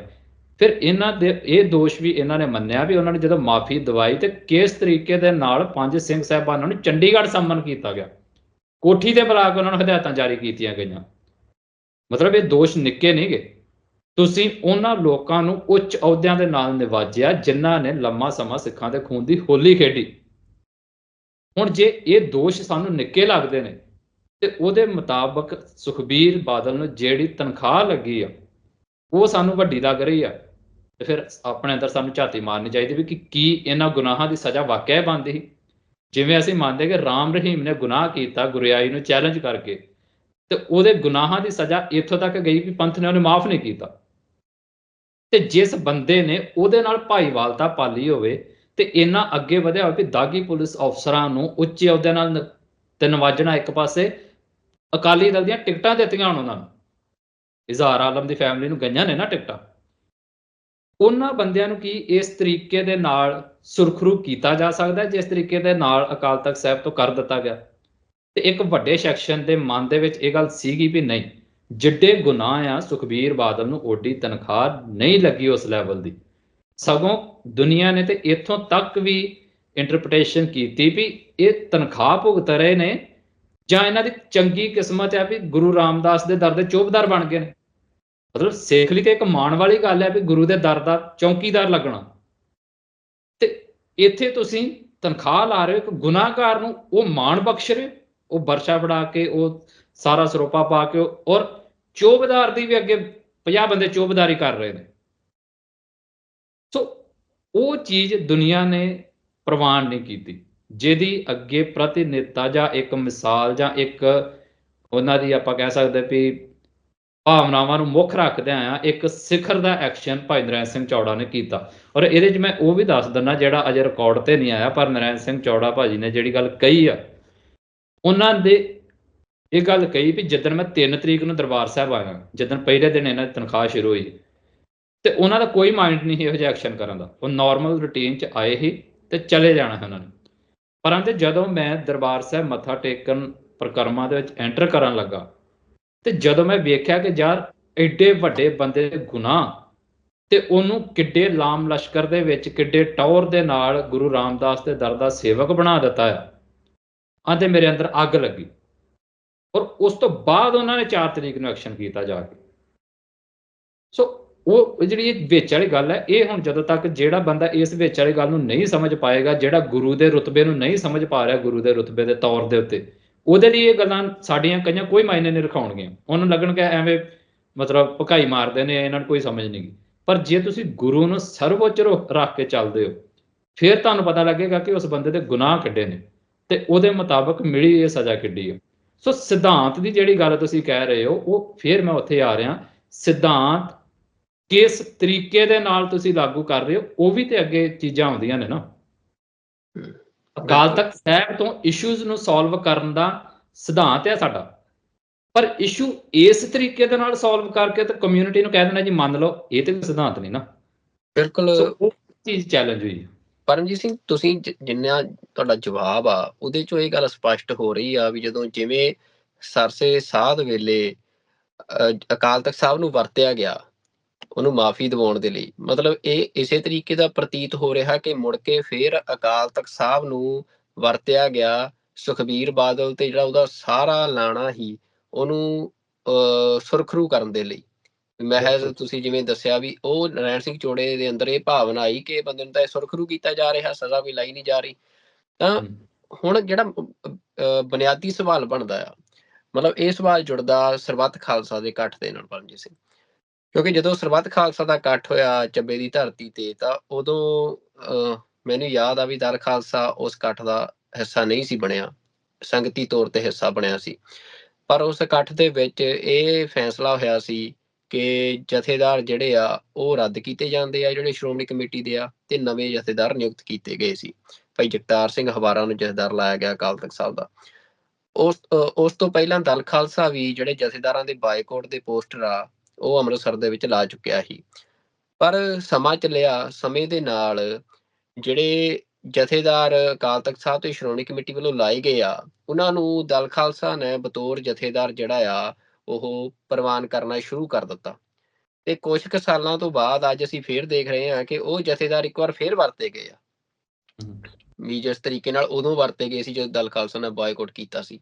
ਤਾਂ ਤੁਹਾਨੂੰ ਨਹੀਂ ਲੱਗ ਰਿਹਾ ਕਿ ਦੁਬਾਰਾ ਮਤਲਬ ਉਹ ਜਥੇਦਾਰ ਇੱਕ ਵਾਰ ਰੱਦ ਕਰਨ ਤੋਂ ਬਾਅਦ ਤੇ ਵੱਡੇ ਇਕੱਠ ਦੇ ਵਿੱਚ ਵੀ ਰੱਦ ਕੀਤੇ ਗਏ, ਤੇ ਉਸ ਤੋਂ ਬਾਅਦ ਦੁਬਾਰਾ ਫੇਰ ਉਹਨਾਂ ਜਥੇਦਾਰਾਂ ਨੂੰ ਸਮੇਂ ਦੇ ਨਾਲ ਪੰਥਕ ਜਥੇਬੰਦੀਆਂ ਨੇ ਵੀ ਪ੍ਰਵਾਨ ਕਰ ਲਿਆ ਜਿਹੜੇ ਸ਼੍ਰੋਮਣੀ ਕਮੇਟੀ ਵੱਲੋਂ ਲਾਏ ਗਏ ਸੀ। ਤਾਂ ਕੀ ਉਹ ਗਲਤੀ ਹੋਈ ਆ ਕਿ ਅੱਜ ਦੁਬਾਰਾ ਫੇਰ ਉਹ ਜਥੇਦਾਰ ਜਿਹੜੇ ਆ ਉਹਨਾਂ ਨੂੰ ਲੈਜੀਟੀਮੇਟ ਕਰਵਾ ਲਿਆ ਗਿਆ ਪੰਥਕ ਜਥੇਬੰਦੀਆਂ ਤੋਂ ਵੀ, ਤੇ ਅੱਜ ਉਹ ਦੁਬਾਰਾ ਫੇਰ ਉਹੀ ਫੈਸਲੇ ਕਰ ਰਹੇ ਆ ਜਿਵੇਂ ਦੇ ਸੋਦੇ ਸਾਧ ਵੇਲੇ ਕੀਤੇ ਸੀ? ਤੁਹਾਨੂੰ ਇਹ ਲੱਗ ਰਿਹਾ ਵੀ ਇਹ ਪੰਥਕ ਜਥੇਬੰਦੀਆਂ ਤੋਂ ਕਿਤੇ ਨਾ ਕਿਤੇ ਕੁਤਾਹੀ ਹੋਈ ਆ ਉਹਨਾਂ ਨੂੰ ਲੈਜੀਟੀਮੇਟ ਕਰਨ ਦੀ? ਜਿਹੜਾ ਤੁਹਾਡਾ ਸਵਾਲ ਹੈ ਇਹ ਆਪਣੇ ਆਪ ਦੇ ਵਿੱਚ ਮੈਨੂੰ ਲੱਗਦਾ ਕਿ ਪੂਰਾ ਪ੍ਰੋਗਰਾਮ ਕਿ ਸੀਰੀਜ਼ ਆਫ ਪ੍ਰੋਗਰਾਮ ਮੰਗਦਾ, ਜੇ ਇਹਦੇ ਪੂਰਾ ਸਹੀ ਤਰੀਕੇ ਨਾਲ ਜਵਾਬ ਲੈਣੇ ਹੋਣ ਉਸ ਪੂਰੇ ਘਟਨਾਕ੍ਰਮ ਦੇ ਜਥੇਦਾਰ ਸਾਹਿਬਾਨ ਵਾਲੇ। ਔਰ ਮੈਂ ਇਹ ਜਵਾਬ ਦੇਣ ਤੋਂ ਪਹਿਲਾਂ ਹੀ ਮੈਂ ਮਾਫੀ ਮੰਗ ਲੈਣਾ ਕਿ ਬਹੁਤ ਸਾਰੇ ਲੋਕ ਸ਼ਾਇਦ ਇਸ ਜਵਾਬ ਨੂੰ ਕੰਪਲੀਟ ਨਾ ਮੰਨਣ, ਕਿਉਂਕਿ ਇਹਦੇ ਵਿੱਚ ਥੋੜੇ ਸਮੇਂ ਦੀ ਸੀਮਤਾਈ ਦੇ ਵਿੱਚ ਇਸ ਚੀਜ਼ ਦਾ ਜਵਾਬ ਪੂਰਾ ਨਹੀਂ ਦਿੱਤਾ ਜਾ ਸਕਦਾ।